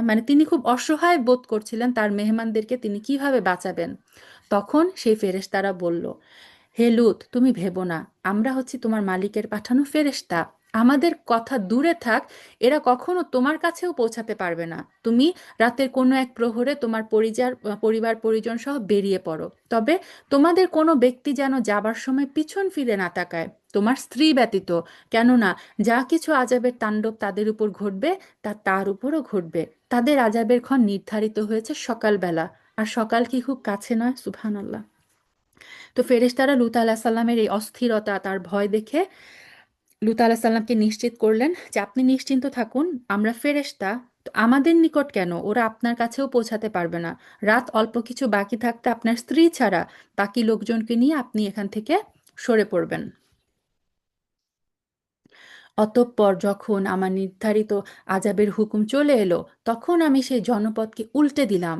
ওই যে জিব্রাইল আলাইহিস সালামকে আল্লাহ সুবহানাহু ওয়া তাআলা নির্দেশ দিয়েছিলেন, তার যে পাখা, সেই পাখার একটা কোণার একটা অংশ দিয়ে জাস্ট জিব্রাইল আলাইহিস সালাম পুরা লূত আলাইহিস সালামের ওই জনপদের পুরা জায়গাটাই উল্টে দিয়েছিলেন, পুরা আপসাইড ডাউন। তার উপর ক্রমাগত পাকা মাটির পাথর নিক্ষেপ করতে শুরু করলাম। এগুলো অপরাধী ব্যক্তিদের নামধাম সহ তোমার মালিকের কাছে চিহ্নিত ছিল। সো অনেকে বলেছেন যে পাথরগুলো উপর থেকে বর্ষণ করা হচ্ছিল, সেগুলোর মধ্যে নাম লেখা ছিল তাদের, চিহ্নিত। আর গজবের সেই স্থানটি জালেমদের কাছ থেকে দূরেও নয়। এখন শুরু হচ্ছে শোয়েব আলাইসাল্লামের ঘটনা। মাদিয়ানবাসীদের কাছে পাঠানো হয়েছিল তাদের ভাই শোয়েবকে। সে তাদের বলেছিল, হে আমার জাতি, তোমরা আল্লাহর ইবাদত করো, তিনি ছাড়া তোমাদের কোনো মাবুদ নেই। আর সেই মাবুদেরই নির্দেশ হচ্ছে তোমরা মাপ এবং ওজনে কম করো না। আমি তো অর্থনৈতিকভাবে তোমাদের ভালো অবস্থায় দেখতে পাচ্ছি, তারপরও এমনটি করলে আমি কিন্তু তোমাদের জন্য এক সর্বগ্রাসী দিনের আযাবের আশঙ্কা করছি। সো এই জাতির বদ অভ্যাস ছিল যে তারা যখন, তাদের কাছে কেউ যখন কিছু বিক্রি করত, তখন তারা ওজনে আর পরিমাপে বেশি নিত। আর যখন তারা নিজেরা বিক্রেতা হতো তখন তারা ওজনে কম দিত। তো শোয়েব আলাইসাল্লাম তাদেরকে এটার ব্যাপারে নিষেধ করলেন যে তোমরা ওজনে এবং মাপে কম বেশি করো না। হে আমার জাতি, তোমরা মাপ এবং ওজনের কাজটি ইনসাফের সাথে সম্পন্ন করবে। লোকদের জিনিসপত্র কম দিয়ে তাদের ক্ষতি করো না, আর আল্লাহর জমিনে কখনো বিশৃঙ্খলা সৃষ্টি করো না। যদি তোমরা আল্লাহর উপর ঈমান এনে থাকো, তাহলে জেনে রাখো, আল্লাহ তাআলা প্রদত্ত যেই সম্পদ তোমাদের কাছে অবশিষ্ট থাকবে তাই তোমাদের জন্য উত্তম। আমি কিন্তু তোমাদের উপর পাহারাদার নই। অর্থাৎ শোয়েব আলাইসাল্লাম বললেন যে হালাল এবং পবিত্র যতটুকু অংশ তোমাদের কাছে থাকবে সেটার মধ্যে আল্লাহ সুবহানাহু ওয়া তাআলার পক্ষ থেকে অনেক বেশি বরকত থাকবে। তারা বলল, হে শোয়েব, তোমার সলাৎ কি তোমাকে এই আদেশ দেয় যে আমরা আমাদের দেবতাদের ইবাদত ছেড়ে দিব, এমন সব দেবতাদের যাদের ইবাদত আমাদের পিতৃপুরুষরা করত, অথবা আমরা আমাদের ধন সম্পদ দিয়ে যা করতে চাই তাই করতে পারবো? আমরা জানি অবশ্যই তুমি ধৈর্যশীল নেককার মানুষ। সে বলল, হে আমার জাতি, তোমরা কি কখনো ভেবে দেখেছো, আমি যদি আমার মালিকের পাঠানো সুস্পষ্ট দলিলের উপর প্রতিষ্ঠিত থাকি, তারপর তিনি যদি আমাকে তার কাছ থেকে উত্তম রিজিকের ব্যবস্থা করেন, তাহলে কি আমি তোমাদের তার পথে ডাকবো না? আমি কখনো এটা চাই না যে কথা থেকে আমি তোমাদের বারণ করি নিজেই তার বিরুদ্ধে চলে তোমাদের বিরোধিতা করব। আমি আমার সাধ্যমতো তোমাদের সংশোধনী কামনা করব। আমার পক্ষে ততটুকুই কাজ আঞ্জাম দেওয়া সম্ভব যতটুকু আল্লাহ তাআলা চাইবেন। আমি তার উপরই নির্ভর করি, তার দিকেই ধাবিত হই। ওয়ামা তৌফিকি ইল্লা বিল্লাহ আলাইহি তাওয়াক্কালতু ওয়া ইলাইহি উনিব। এই কথাটুকু আমরাও সবসময় বলবো, সবসময় মনে রাখবো। আল্লাহ সুবহানাহু ওয়া তাআলা ছাড়া আমাদের কোনো তৌফিক নাই। ওয়ামা তৌফিকি ইল্লা বিল্লাহ। আমরা আল্লাহ সুবহানাহু ওয়া তাআলার উপরই তাওয়াক্কাল করি এবং আমরা তার দিকেই ফিরে যাই। হে আমার জাতি, আমার বিরুদ্ধে তোমাদের জেদ এবং শত্রুতা যেন তোমাদের জন্য এমন এক আযাবজনিত বিষয়ের কারণ না হয়ে দাঁড়ায় যে তোমাদের উপরও সেই ধরনের কিছু আপতিত হবে, যেমন নূহ কিংবা হুদ অথবা সালেহ জাতির উপর আপতিত হয়েছিল। আর লূতের সম্প্রদায়ের আযাবের স্থানটি তো তোমাদের থেকে খুব বেশি দূরেও নয়। অর্থাৎ লূতের সম্প্রদায়ের উপর যে আযাব এসেছিল সেটা তো তোমাদের কাছ থেকে খুব বেশি দূরেও না, তোমরা তো সেটা জানো, তোমরা সেটা দেখেছো, তাহলে তারপরেও কেন তোমরা সতর্ক হচ্ছ না? তোমরা তোমাদের মালিকের কাছে নিজেদের গুনাহের জন্য ক্ষমা প্রার্থনা করো, অতঃপর তওবা করে তার দিকেই ফিরে আসো। অবশ্যই আমার রব পরম দয়ালু, তিনি স্নেহময়। তারা বলল, হে শোয়েব, তুমি যা বলো তার অধিকাংশই আমাদের বুঝে আসে না। আসলে আমরা তোমাকে দেখতে পাচ্ছি তুমি আমাদের মাঝে খুবই দুর্বল। আমাদের মাঝে তোমার আপন গোত্রের লোকজন না থাকলে আমরা অবশ্যই তোমাকে পাথর নিক্ষেপ করে হত্যা করে ফেলতাম। সুবহান আল্লাহ, কত বড় আস্পর্ধা! তুমি তো আমাদের উপর খুব শক্তিশালীও নও যে তুমি কোনো প্রতিশোধ নিতে পারবে। অনেকে বলে মানে তাফসিরে এসেছে যে সোহাব আলাহ সাল্লাম, কেউ কেউ বলেছেন যে তিনি চোখে একটু কম দেখতেন, অথবা শারীরিক দিক থেকে তিনি খুব শীর্ণকায়, খুব পাতলা ছিলেন, এজন্য তাকে বলা হয়েছে যে তুমি হচ্ছে আমাদের মধ্যে খুবই দুর্বল। আরেকটা ছিল যে সোহাব আলাহ সাল্লামের যে স্বগোত্র, সেই তার গোত্রের লোকজন তাকে সাপোর্ট করেন নাই, এবং সেই গোত্র কুফরি এবং শিরক করত। সো এই যে তার জাতিরা বলল যে তোমার গোত্রের লোকজন আমাদের সাথে এই শিরক আর কুফরিতে লিপ্ত আছে দেখে তারা যদি আমাদের সাথে না থাকতো, তো তাদের প্রতি মর্যাদার খেয়াল রেখে আমরা তোমাকে পাথর মেরে হত্যা করলাম না, আদারওয়াইজ আমরা কিন্তু তোমাকে পাথর মেরে হত্যা করে ফেলতাম। এই কথা শুনে শোয়েব আলাহিসাল্লাম বললেন, হে আমার জাতি, তোমাদের কাছে আমার গোত্রীয় ভাই বন্ধু কি আল্লাহ তাআলার চাইতেও বেশি প্রভাবশালী, যে তোমরা ওদের দোহাই দিচ্ছ?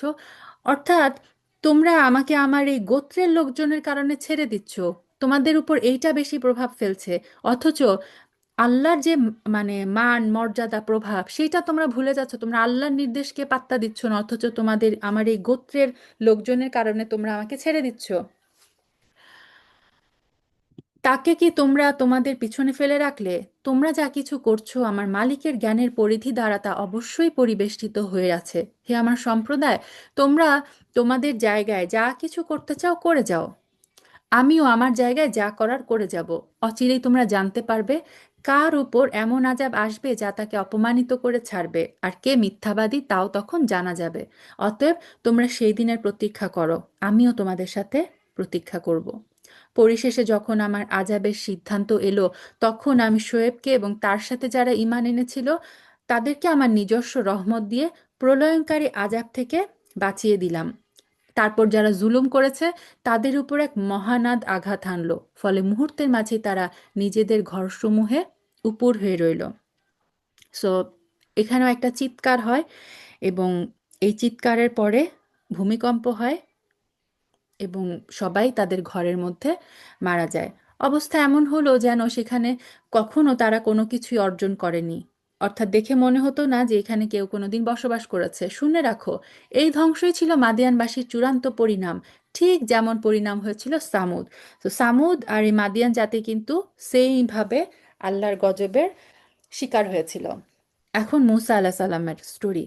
আমি মুসাকে তার জাতির কাছে আমার নিদর্শন এবং নবুয়তে সুস্পষ্ট দলিল সমূহ সহ পাঠিয়েছিলাম।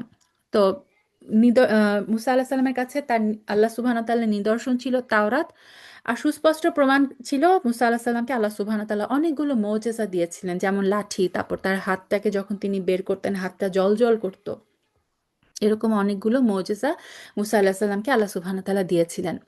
পাঠিয়েছিলাম ফেরাউন এবং তার পারিষদবর্গের কাছে, এরা ফেরাউনের কথা মেনে চলতো, অথচ ফেরাউনের তো কোনো কাজ এবং আদেশই সঠিক ছিল না। কেয়ামতের দিন সে তার দণ্ডপ্রাপ্ত জাতির আগে আগে থাকবে, তারপর সে তাদের জাহান্নামের আগুন পর্যন্ত নেতৃত্ব দিয়ে নিয়ে যাবে। কত নিকৃষ্ট সেই জায়গা যেখানে তারা গিয়ে পৌঁছাবে! অর্থাৎ ফেরাউন দুনিয়াতে যেমন তার মানে ওই তার কওমের পথপ্রদর্শনকারী ছিল, তাদের লিডার ছিল, কেয়ামতের দিনও সে কি করবে? এই লিডারগিরি করে অগ্রবর্তী হয়ে তার নিজ জাতিকে তার সাথে নিয়ে জাহান্নামে আপতিত হবে। আল্লাহুম্মা আজিরনা মিনান নার। এখানে আল্লাহর অভিশাপ তাদের পিছনে লাগিয়ে দেওয়া হলো। আবার কেয়ামতের দিনও তারা কঠিন আযাবে নিমজ্জিত হবে। কত নিকৃষ্ট এই পুরস্কার যা সেদিন তাদের দেওয়া হবে! হে নবী, এই হচ্ছে ধ্বংসপ্রাপ্ত কতিপয় জনপদের কাহিনী যা আমি তোমার কাছে বর্ণনা করছি। এদের ধ্বংসাবশেষের কিছু এখনো বিদ্যমান আছে, কিছু বিলীন হয়ে গেছে। অর্থাৎ আল্লাহ সুবহানাহু ওয়া তাআলা কিছু নিদর্শন আমাদের জন্য কিন্তু রেখে দিয়েছেন, আমরা যাতে দেখে শিক্ষা গ্রহণ করতে পারি। আবার কিছু একেবারে বিলীন করে দিয়েছেন, যেটার কোনো মানে ট্রেস নাই। যেমন কারুনকে আল্লাহ সুবহানাহু ওয়া তাআলা কোথায় ডুবিয়েছেন, কারণের যে মানে স্টোরি, কিছু বিলীন হয়ে গেছে, আবার কিছু আমাদের জন্য বিদ্যমান রেখেছেন। এই আযাব পাঠিয়ে আমি তাদের উপর জুলুম করিনি, জুলুম তো বরং তারা নিজেরাই তাদের নিজেদের উপর করেছে। যখন তাদের উপর তোমার মালিকের আযাব নাজিল হয়েছে, তখন তাদের সেই সব দেবতা তাদের কোনো কাজে আসেনি যাদের তার আল্লাহর বদলে ডাকতো। বরং তারা সেই দিন এদের ধ্বংস ছাড়া অন্য কিছুই বৃদ্ধি করতে পারেনি। হে নবী, তোমার রব যখন কোনো জনপদকে তাদের অধিবাসীদের জুলুমের কারণে পাকড়াও করেন, তখন তার পাকড়াও এমনই হয়। অবশ্যই তার পাকড়াও অত্যন্ত কষ্টদায়ক, অত্যন্ত কঠোর। এই কাহিনীগুলোর মাঝে তার জন্য নিদর্শন রয়েছে, যে ব্যক্তি পরকালের আযাবকে ভয় করে। সেই দিন হচ্ছে সব মানুষের একত্রিত হওয়ার দিন, উপরন্তু সেটা সবাইকে হাজির করার দিনও বটে। ইয়াউমুন মাশহুদ। আমি সেই দিনটি একটি সুনির্দিষ্ট সময়ের জন্য মুলতবি করে রেখেছি। সেই দিন যখন আসবে, তখন কেউ আল্লাহর অনুমতি ব্যতি রেখে কোনো কথা বলবে না।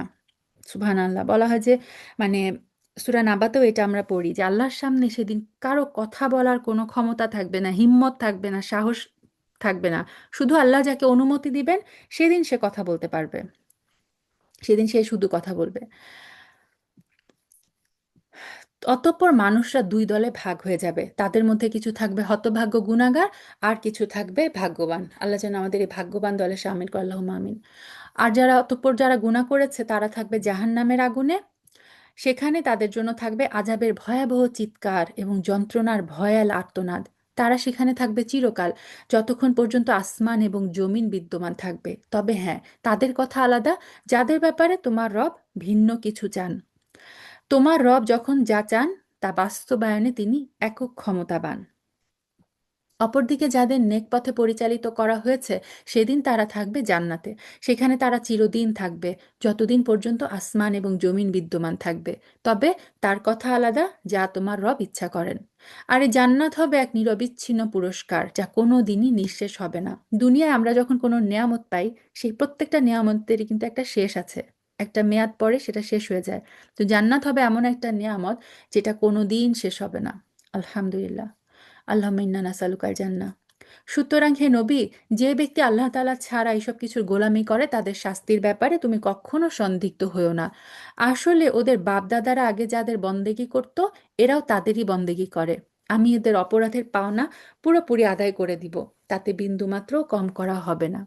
হে নবী, আমি মূসাকেও কিতাব দিয়েছিলাম, তারপর তাতেও নানা রকম মতবিরোধ সৃষ্টি করা হয়েছিল। আসলে তোমার মালিকের পক্ষ থেকে এই বিদ্রোহীদের ব্যাপারে যদি আগে থেকে পরকালের বিচার সংক্রান্ত ঘোষণা না থাকতো, তাহলে কবেই এদের ব্যাপারে গজবের সিদ্ধান্ত এসে যেত।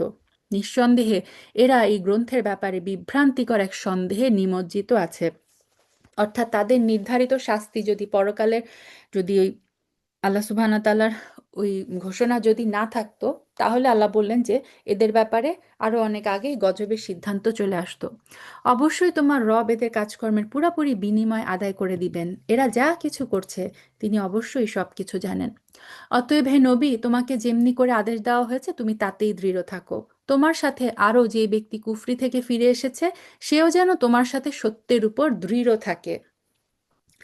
তোমরা কখনো সীমা লঙ্ঘন করো না। এরা যা কিছু করছে, আল্লাহ তাআলা অবশ্যই তার সব কিছু দেখছেন। হে মুসলমানেরা, তোমরা কখনো তাদের দিকে ঝুঁকে পড়ো না যারা জুলুম করছে। জুলুম করলে জাহান্নামের আগুন তোমাদের স্পর্শ করবে। অর্থাৎ জালেমদের সাথে নম্রতা, তোষামদ এগুলা তোমরা করো না। জালেমদের কোনো সাহায্য তোমরা গ্রহণ করো না। আর তেমন অবস্থা আল্লাহ তাআলা ছাড়া তোমাদের কোনো অভিভাবক থাকবে না, অর্থাৎ জালেমদের যদি আমরা সহযোগী হয়ে যাই, এরপর তোমাদের কোনো রকম সাহায্যও করা হবে না। হে নবী, নামাজ প্রতিষ্ঠা করো দিনের দুই প্রান্তভাগে এবং রাতের এক ভাগে। অবশ্যই মানুষের ভালো কাজসমূহ তাদের মন্দ কাজসমূহকে দূর করে দেয়। এটা হচ্ছে বিশেষ উপদেশ তাদের জন্য যারা আল্লাহকে স্মরণ করে। তো ইমাম ইবনে কাসির রাহিমাহুল্লাহ বলেছেন যে এই আয়াতটা মেরাজের পূর্বে অবতীর্ণ হয়েছে। কারণ মেরাজের রাতে কিন্তু রাসূল সাল্লাল্লাহু আলাইহি সাল্লাম এবং এই উম্মতের উপরে 5 ওয়াক্ত নামাজ ফরজ করা হয়েছে। তো এর আগে এই দিনের বেলা দুই ওয়াক্ত নামাজ পড়তে হতো। একটা হচ্ছে সূর্য উঠার আগে, আর একটা হচ্ছে সূর্য অস্ত যাওয়ার আগে, আর রাতের শেষাংশে তাহাজ্জুদ পড়তে হতো। সো পরে হচ্ছে এই তাহাজ্জুদের নামাজের মানে ফরজ এটা বাদ করে দেওয়া হয়। কেউ কেউ বলেন যে রাসূল সাল্লাল্লাহু আলাইহি সাল্লামের জন্য তাহাজ্জুদটা তখন সুন্নাহ করে দেওয়া হয় আর কি, তিনি চাইলে পড়বেন, বাট তিনি এটা সব সময় পড়েছেন। এবং এই আয়াতে খুব মানে আমাদের জন্য খুব অসাধারণ একটা কথা হচ্ছে, ইন্নাল হাসানাতি ইউযহিবনাস সাইয়্যাত। ভালো কাজ মন্দ কাজকে দূর করে দেয়। সো যখনই আমরা কোনো পাপ করে ফেলি, আমরা সাথে সাথে চেষ্টা করবো একটা ভালো কাজ করে ফেলতে। ভালো কাজ কি করবে? সেই পাপটাকে, মন্দ কাজটাকে মিটিয়ে দেয়। এটাও আল্লাহ সুবহানাহু ওয়া তাআলার একটা মানে আমাদের জন্য, এই উম্মার জন্য একটা উপহার। তুমি ধৈর্য ধারণ করো, জেনে রাখো আল্লাহ তাআলা নেককারদের পাওনা কখনো বিনষ্ট করেন না। এমনটি কেন হয়নি যে যেসব উম্মতের লোকেরা তোমাদের আগে অতিবাহিত হয়ে গেছে তাদের অবশিষ্ট লোকেরা অন্য মানুষদেরকে জমিনে বিপর্যয় সৃষ্টি করা থেকে নিষেধ করত? তাদের মধ্যে আমি যাদের আযাব থেকে বাঁচিয়ে রেখেছিলাম এদের সংখ্যা ছিল নিতান্তই কম, আর জালেমরা যে বৈষয়িক প্রাচুর্য ছিল তার পেছনেই পড়ে থেকেছে, তারা ছিল আসল অপরাধী। হে নবী, আগের নবীদের কাহিনীগুলো আমি তোমাকে শোনাচ্ছি যেন আমি এর দ্বারা তোমার মনকে দৃঢ়তা দান করতে পারি। এই সত্যের মাঝে যে শিক্ষা আছে তা তোমার কাছে এসে গেছে। তাছাড়া রয়েছে ইমানদারদের জন্য কিছু শিক্ষণীয় উপদেশ এবং সাবধানবাণী। সো এই যে আল্লাহ সুবহানাহু ওয়া তাআলা স্টোরিগুলো বলছেন, এটা থেকে আমরাও যেন শিক্ষা নিতে পারি, আমরাও যেন সাবধান হই। যারা ঈমান আনে না তাদের তুমি বলো, তোমরা তোমাদের জায়গায় যা করার করে যাও, আর আমরাও আমাদের কাজ করে যাব। তোমরা অপেক্ষা করো জাহান্নামের, অবশ্যই আমরা অপেক্ষায় আছি জান্নাতের। আসমান এবং জমিনের যাবতীয় গায়েবের বিষয় আল্লাহর জন্যই নির্দিষ্ট, এবং এর সব কয়টি বিষয় তার দিকেই ধাবিত হবে। অতএব তুমি তারই ইবাদত করো এবং একান্তভাবে তার উপরই ভরসা করো। হে মানুষ, তোমরা যা কিছুই করো সেই সম্পর্কে তোমাদের রব মোটেই বেখবর নন। আলহামদুলিল্লাহ, আলহামদুলিল্লাহ। এর মাধ্যমে সূরা হুদ শেষ হচ্ছে, এখন শুরু হচ্ছে সূরা ইউসুফ। আচ্ছা, এই সূরার নাম সূরা ইউসুফ কারণ এই সূরাটা, পুরাটা সূরা জুড়ে ইউসুফ আলাইহিস সালামের ঘটনা আছে। এই সূরা আয়াত সংখ্যা হচ্ছে ১১১, মক্কায় নাজিলকৃত একটি সূরা। সূরা ইউসুফের একটা স্পেশাল বৈশিষ্ট্য হচ্ছে ইউসুফ আলাইহিস সালামের লাইফ স্টোরি এখানে ধারাবাহিকভাবে বর্ণিত হয়েছে, এবং ইউসুফ আলাইহিস সালামের স্টোরি শুধুমাত্র এই সূরা ইউসুফেই বর্ণিত আছে। সমগ্র কোরআনে অন্য কোথাও কিন্তু ইউসুফ আলাইহিস সালামের ঘটনা আর পাওয়া যাবে না। আমরা এই যে কয়দিন মানে তর্জমা পড়ছি আমরা দেখছি যে আদ, সামুদ, মুসা আলাহিস সালাম, আদম আলাহিস সালাম, ইব্রাহিম আলাহিস সালামের ঘটনা কিন্তু বিভিন্ন সূরাতে বর্ণিত আছে। ইউসুফ আলাহিস সালামের স্টোরি শুধুমাত্র সূরা ইউসুফেই আছে, এবং এই সূরায় অন্য কোনো নবীর কোনো ঘটনা আসে নাই। এটা হচ্ছে ইউনিক একটা সূরা, সূরাতু ইউসুফ। বিসমিল্লাহির রহমানির রহিম। আলিফ লাম র, এগুলো হচ্ছে একটি সুস্পষ্ট গ্রন্থের আয়াত। যেরকম বলেছিলাম, এই হুরুফে মুকাত্তাগুলো যখন আসে এরপরে কোরআন নিয়ে একটা মানে আয়াত থাকে, কোরআনের একটা কথা থাকে। নিঃসন্দেহে আমি একে আরবি কোরআন হিসেবে নাজিল করেছি, আশা করা যায় তোমরা তা অনুধাবন করতে পারবে। তো আল্লাহ সুবহানাহু ওয়া তাআলা কোরআন অবতীর্ণ করেন বা যে কোনো আম, গ্রন্থ যখন অবতীর্ণ করেন তার উদ্দেশ্য থাকে মানুষকে হেদায়েতের পথ প্রদর্শন করা, এবং আল্লাহ বললেন যে কোরআনকে আমি আরবি ভাষায় নাজিল করেছি। কোরআন যেহেতু আরববাসীদের লক্ষ্য করে অবতীর্ণ করা হয়েছিল, সে কারণে সেটা আরবি ভাষায় অবতীর্ণ হয়েছে। আর আরবি ভাষাকে বলা হয় যে আরবি ভাষার যে সাহিত্য শৈলী, আরবি ভাষার যে শব্দালঙ্কার, এটার যে অলৌকিকতা, মানে অ্যারাবিক হচ্ছে এত স্ট্রং একটা ভাষা, এটাকে বলা হয় যে অর্থ প্রকাশের দিক থেকে এটা হচ্ছে পৃথিবীর সর্বশ্রেষ্ঠ ভাষা। তা আল্লাহ সুবহানাহু ওয়া তাআলা এই সর্বশ্রেষ্ঠ কোরআনকে সর্বশ্রেষ্ঠ আরবি ভাষাতে, সর্বশ্রেষ্ঠ রাসূল মুহাম্মদ সাল্লাল্লাহু আলাইহি সাল্লামের উপর, সর্বশ্রেষ্ঠ ফেরেশতা জিবরাইল আলাইহিস সালামের মাধ্যমে, সর্বশ্রেষ্ঠ মাস রমাদানে, সর্বশ্রেষ্ঠ রজনী লাইলাতুল কদরে, সর্বশ্রেষ্ঠ স্থান মক্কায় অবতীর্ণ করেছেন। সুবহানাল্লাহ, সুবহানাল্লাহ, আলহামদুলিল্লাহ। এবং আল্লাহ সুবহানাহু ওয়া তাআলা রাসূল সাল্লাল্লাহু আলাইহি সাল্লামের মাধ্যমে জানিয়েছেন যে ব্যক্তি কোরআন পড়ে এবং পড়ায় সেও হচ্ছে সর্বশ্রেষ্ঠ ব্যক্তি। সো এই কোরআনের সংস্পর্শে যা কিছু এসেছে সেটাই কিন্তু সর্বশ্রেষ্ঠ হয়ে গেছে। এই কোরআন যেন আমাদেরকেও স্পর্শ করে, এই কোরআনের মাধ্যমে আমরাও যেন আল্লাহ সুবহানাহু ওয়া তাআলার সর্বশ্রেষ্ঠ বান্দা বান্দি হয়ে যেতে পারি। আল্লাহুম্মা আমিন।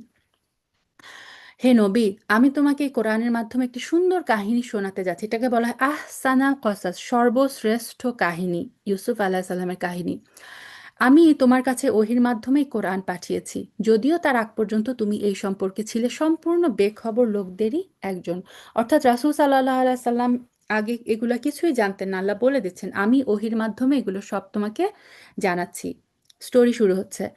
এটা সেই সময়ের কথা যখন ইউসুফ তার পিতাকে বলল, হে আমার পিতা, আমি স্বপ্নে দেখেছি 11টা তারা, চাঁদ এবং সূর্য। আমি এদেরকে আমার প্রতি সাজদানত অবস্থায় দেখেছি। তো ইউসুফ আলাহিসাল্লামের পিতা ছিলেন ইয়াকুব আলাহিসাল্লাম। তো মানে বাবা ছেলের রিলেশনটা এরকম ছিল যে ছেলে যখন এরকম একটা স্বপ্নে দেখলো, সে এসে কাকে বলল? বাবাকে বলল। বাবাকে এসে বলল, বাবা আমি এরকম একটা স্বপ্নে দেখেছি। এবং এই স্বপ্নের বাস্তবায়ন আমরা দেখব সূরার 100 নম্বর আয়াতে। সুবহানাল্লাহ। এই কথা শুনে ইয়াকুব আলাইহিস সালাম বললেন, হে আমার স্নেহের পুত্র। মানে তাদের মানে আরবি ভাষা যদি আপনারা জানেন তাহলে দেখবেন যে তাদের যে মানে একজন আরেকজনকে যে ডাকা, ইয়া আবাতি, মানে oh my dad, oh my lovely dad, এইভাবে ডাকা, এটা নর্মাল আব্বু বলে ডাকা না, ইয়া আবাতি। আবার ইয়াকুব আলাইহিস সালাম তার ছেলেকে বললেন, ইয়া বুনাইয়া, ইয়া বুনাই, মানে হে আমার প্রিয় ছেলে, হে আমার, খুব আদরের একটা সম্পর্ক ছিল এই বাবার ছেলের রিলেশন। তো ইয়াকুব আলাইসাল্লাম বললেন, হে আমার স্নেহের পুত্র, তুমি তোমার স্বপ্ন তোমার ভাইদের কাছে বলো না, বললে তারা অতঃপর তোমার বিরুদ্ধে ষড়যন্ত্র আঁটতে শুরু করবে, কেননা নিঃসন্দেহে শয়তান মানুষের খোলাখুলি দুশ্মন। ইয়াকুব আলাহিসাল্লাম নিজেও একজন নবী ছিলেন। তো তিনি যখন বুঝতে পারলেন যে তার পুত্র ইউসুফ আলাহিসাল্লাম কে আল্লাহ সুবহানাহু ওয়া তাআলা একটা মানে মহাসম্মানের অধিকারী করতে যাবেন, তিনি আঁচ করে ফেললেন। এবং তিনি এটাও বুঝলেন যে এই ইউসুফ আলাহিসাল্লামের এই স্বপ্নের কথা যদি ইউসুফ আলাহিসাল্লামের সৎ ভাইরা শুনে, তাহলে হচ্ছে তার ভাইরা চক্রান্ত শুরু করে দিবে। তো ইউসুফ আলাহিসাল্লামকে তিনি সাবধান করে দিলেন এবং কারণ হিসেবে বললেন যে শয়তান হচ্ছে মানুষের দুশ্মন, শয়তান তোমার এবং তোমার ভাইদের মধ্যে সমস্যার সৃষ্টি করবে। এমনি করেই তোমার রব তোমাকে নবুয়তের জন্য মনোনীত করবেন, তোমাকে স্বপ্নের ব্যাখ্যা শিক্ষা দিবেন। সো ইউসুফ আলাহিসাল্লামের একটা স্পেশাল কোয়ালিটি ছিল, তিনি স্বপ্নের ব্যাখ্যা করতে পারতেন। এবং তার নিয়ামত তোমার উপর এবং ইয়াকুবের সন্তানদের উপর তেমনভাবেই পূর্ণ করবেন, যেমনিভাবে এর আগেও তিনি তোমার পূর্বপুরুষ ইব্রাহিম এবং ইসহাকের উপর তা পূর্ণ করে দিয়েছিলেন। অবশ্যই তোমার রব হচ্ছেন সর্বকুশলী। ইউসুফ এবং তার ভাইদের এই কাহিনীর মাঝে যারা সত্যানুসন্ধিৎসু তাদের জন্য প্রচুর নিদর্শন রয়েছে। এই কাহিনীটি শুরু হয়েছিল ইউসুফের ভাইদের দিয়ে, যখন তারা বলল, আমাদের পিতার কাছে নিঃসন্দেহে ইউসুফ এবং তার ভাই আমাদের চাইতে বেশি প্রিয়, যদিও দলে আমরাই হচ্ছি ভারী। নিঃসন্দেহে আমাদের পিতা স্পষ্ট বিভ্রান্তিতে রয়েছে। তো ইউসুফ আলাহিসাল্লাম এবং তার ভাই বেনিয়ামিন বলা হয় তার নাম, এই দুইজন ছিল এক মায়ের থেকে। আর ইউসুফ আলাহিসাল্লামের মানে বাবা ইয়াকুব আলাহিসাল্লামের আরেক স্ত্রী ছিল, যেখান থেকে তার যে আরো ভাই, সৎ ভাই ছিল। তো তার সৎ ভাইরা ভাবতে শুরু করলো যে তাদের বাবা ইয়াকুব আলাহিসাল্লাম হচ্ছে ইউসুফ আলাহিসাল্লাম এবং তার ভাইকে, মানে তাদের বইমাত্রেয় ভাইকে হচ্ছে তাদের সৎ ভাইদেরকে বেশি ভালোবাসে। তো তারা বললো আমরা হচ্ছি বড়, তারা ছিল বড়, ইউসুফ আলাহিসাল্লামরা ছিল ছোট। তারা বলে যে আমরা হচ্ছি বড়, আমরা হচ্ছে সমস্ত কাজকর্ম করি, আমরা, আমাদের সংখ্যা হচ্ছে অধিক, অথচ বাবা আমাদেরকে বাদ দিয়ে সেই আম, আমাদের বইমাত্র আমাদের সৎ ভাই দুটাকে বেশি আদর করে। আমাদের পিতা সুস্পষ্ট বিভ্রান্তির মধ্যে আছে। এভাবে হচ্ছে মানে যে হিংসার মাধ্যমে ইউসুফ আল্লাহ সাল্লামের স্টোরিটা শুরু হয়, ভাইদের মধ্যে হিংসা চলে আসে। তো শয়তান তাদেরকে তখন পরামর্শ দিল যে ইউসুফকে মেরে ফেলো, অথবা তাকে কোনো অজানা কূপে, অজানা কোনো ভূখণ্ডে নিক্ষেপ করে আসো, এরপর দেখবে তোমাদের পিতার দৃষ্টি তোমাদের দিকেই নিবিষ্ট হবে, এরপর তোমরা সবাই ভালো মানুষ হয়ে যাও। তো শয়তান তাদেরকে বুদ্ধি দিল যে ইউসুফকে মেরে ফেলো অথবা দূরে কোথাও ফেলে দিয়ে আসো। তো যখন সে তোমার পিতার চোখের সামনেই থাকবে না, তখন দেখবা তোমাদের পিতা তোমাদের দিকে মনোযোগ দিচ্ছে। আর তারপর এই কাজ করার পরে তোমরা তওবা করো, তওবা করলে আল্লাহ মাফ করে দিবে, তোমরা আবার ভালো মানুষ হয়ে যাবা। এই সময় তাদের মধ্য থেকে একজন বলল, না, ইউসুফকে তোমরা হত্যা করো না। তোমরা যদি সত্যি কিছু করতে চাও, তাহলে তাকে গভীর কোনো কূপে ফেলে দিয়ে আসো, আসা যাওয়ার পথে কোনো যাত্রীদল তাকে উঠিয়ে নিয়ে যাবে। তো ইউসুফ আলাহ সাল্লামের সেই সৎ ভাইদের মধ্যে একজন, যে অপেক্ষাকৃত একটু বেটার ছিল, সে বলল যে দেখো, ইউসুফকে মারার দরকার নাই, তাকে যদি কিছু সত্যি করতে চাও, দূরে যে কূপের মধ্যে ফেলে দিয়ে আসো। হতে পারে যে ওই পথ দিয়ে কোনো যাত্রীদল যাওয়া আসার সময় যখন পানির জন্য কূপের কাছে যাবে, হতে পারে তারা তাকে নিয়ে তুলে নিয়ে কোথাও চলে যাবে। সো এভাবে সে আমাদের থেকে আলাদা হয়ে যাবে, আমাদের প্রবলেমও সলভ হয়ে যাবে, তাকে মারাও, তাকে মানে হত্যা করারও দরকার হবে না। এক পর্যায়ে তারা বলল, সো এই ভাইরা ইয়াকুব আলাহিসাল্লামের কাছে আসলো এবং বলল, হে আমাদের পিতা, এ কি হলো তোমার যে তুমি ইউসুফের ব্যাপারে আমাদের উপর ভরসা করতে পারছো না? আমরা তো অবশ্যই তার শুভাকাঙ্ক্ষী। এটা থেকে স্কলাররা বলেন যে বোঝা যায় যে এর আগেও তারা ইউসুফ আলাহিসাল্লামকে নিজেদের সাথে নিয়ে যাওয়ার চেষ্টা করেছিল এবং ইয়াকুব আলাহিসাল্লাম আগেও সেটাতে বাধা দিয়েছেন। তো আবার তারা কনভিন্স করার জন্য আসলো। আগামীকাল তাকে তুমি আমাদের সাথে জঙ্গলে যেতে দিও, সে আমাদের সাথে ফলমূল খাবে, খেলাধুলা করবে, আমরা নিশ্চয়ই তার রক্ষণাবেক্ষণ করব। সো খেলাধুলা আর ভ্রমণের প্রতি কিন্তু মানে শিশুদের একটা আকর্ষণ থাকে, সো তারা এই টোপটা ফেললো যে ইউসুফকে আমরা নিয়ে যাব, ও একটু খেলাধুলা করবে, ফলমূল খাবে, আমরা তার খেয়াল রাখবো। ইয়াকুব আলাহিসাল্লাম বললেন, এটা অবশ্যই আমাকে দুশ্চিন্তা দিবে যে তোমরা তাকে নিয়ে যাবে। তদুপরি আমি ভয় করছি যে এমন তো হবে না যে কোনো বাঘ তাকে খেয়ে ফেলবে অথচ তোমরা তার ব্যাপারে অমনোযোগী থাকবে। ইয়াকুব আলাহিসাল্লাম তার মনের সন্দেহটা প্রকাশ করলেন যে হতে পারে একটা কোনো নেকড়ে বাঘ তাকে খেয়ে ফেলবে। সুবহান আল্লাহ, তাদের বাবার এই কথাটাকেই কিন্তু তারা পরে কাজে লাগিয়েছিল। তারা বলল, আমরা একটা ভারী দলবদ্ধ শক্তি হওয়া সত্ত্বেও যদি বাঘ এসে তাকে খেয়ে ফেলে, তাহলে তো আমরা সত্যি অথর্ব ক্ষতিগ্রস্ত হয়ে পড়ব। তো তারা তাদের পিতাকে আশ্বাস দিল যে এটা কিভাবে সম্ভব, আমরা এতগুলো ভাই ওখানে থাকবো, এর মধ্যে থেকে এসে নেকড়ে বাঘ ইউসুফকে খেয়ে ফেলবে। তারপর অনেক বলে কয়ে যখন তারা তাকে নিয়ে গেল, তারা কনভিন্স করতে সক্ষম হলো বাবাকে, এবং ইউসুফ আলাহিসাল্লামকে সাথে করে নিয়ে গেল। তারা তাকে অন্ধ কূপে ফেলে নিক্ষেপ করার ব্যাপারে তারা একমত হলো। তখন আমি তাকে ওহির কথা জানিয়ে দিলাম, ওহি পাঠিয়ে জানিয়ে দিলাম, একদিন তুমি অবশ্যই এইসব কথা এদের সবাইকে বলে দিবে, এরা কেউই এই ঘটনার পরিণাম জানে না। সো আলটিমেটলি ষড়যন্ত্র অনুযায়ী তার ভাইরা ইউসুফ আলাহিসাল্লামকে একটা কূপে নিক্ষেপ করলেন। ঠিক তখন আল্লাহ সুবহানাহু ওয়া তাআলা ইউসুফ আলাইহিসসালামকে সান্ত্বনা দেওয়ার জন্য, সাহস দেওয়ার জন্য তাকে ওহী পাঠালেন।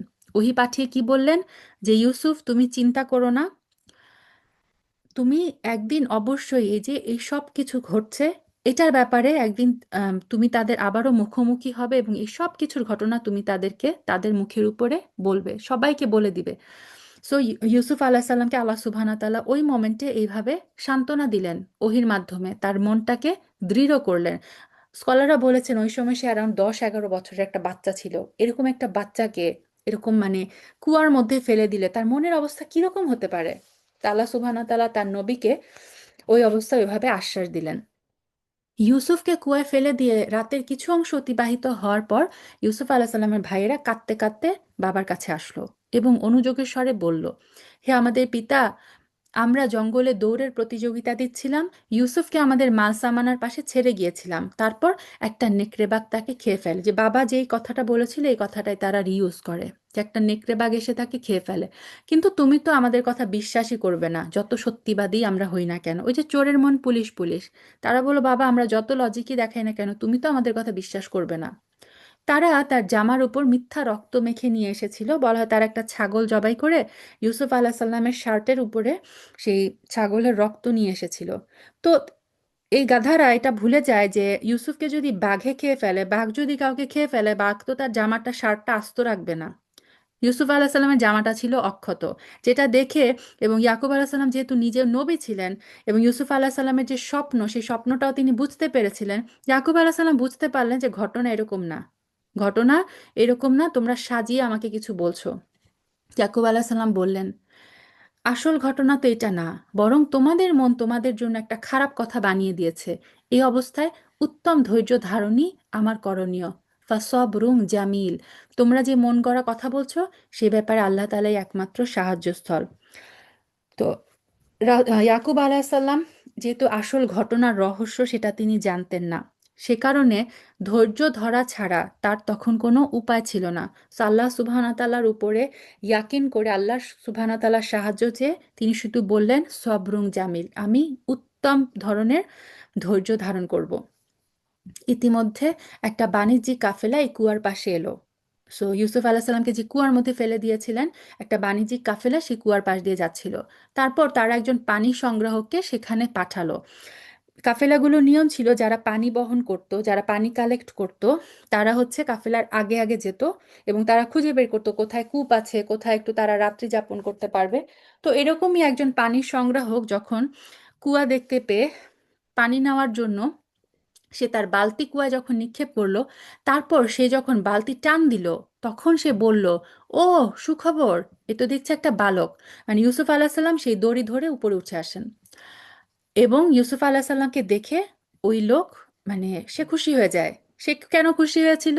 ওইটা ছিল দাস, মানে দাস কেনা বেচা হতো ওই যুগে। তো সে ভাবে, আরে আমি একটা বাচ্চা পেয়ে গেছি, একে তো আমি দাস হিসেবে খুব সহজে বিক্রি করে দিতে পারবো।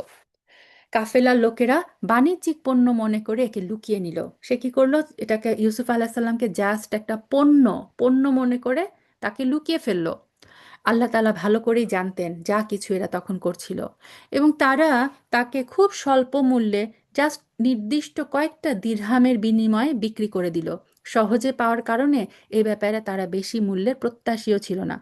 সো তারা যেহেতু ফ্রি পেয়েছে ইউসুফ আলাহিসাল্লামকে, এবং তাদের মনে হচ্ছিল যে আমরা কুড়িয়ে পাওয়া বস্তু, বিনা পরিশ্রমে মানুষ যেটা অর্জন করে সেটা সেটা সঠিক মূল্যায়নও মানুষ করতে চায় না। মানুষ ভাবে আচ্ছা এর বিনিময়ে আমি যা পাই সেটাই আমার লাভ। এ কারণে আল্লাহ বললেন তারা ইউসুফের ব্যাপারে বেশি মূল্যও চায় নাই। খুব অল্প কয়েকটা দিরহামের বিনিময়ে আল্লাহ সুবহানাহু ওয়া তাআলার এই নবীকে তারা বাজারে বিক্রি করে দিল, মিশরে। মিশরের যে ব্যক্তি তাকে ক্রয় করেছিল, সে তাকে ঘরে এনে তার স্ত্রীকে বলল, সম্মানজনকভাবে এর প্রতিপালন করো, সম্ভবত বড় হয়ে সে আমাদের কোনো উপকারে আসবে, অথবা তাকে আমরা নিজেদের ছেলেও বানিয়ে নিতে পারি।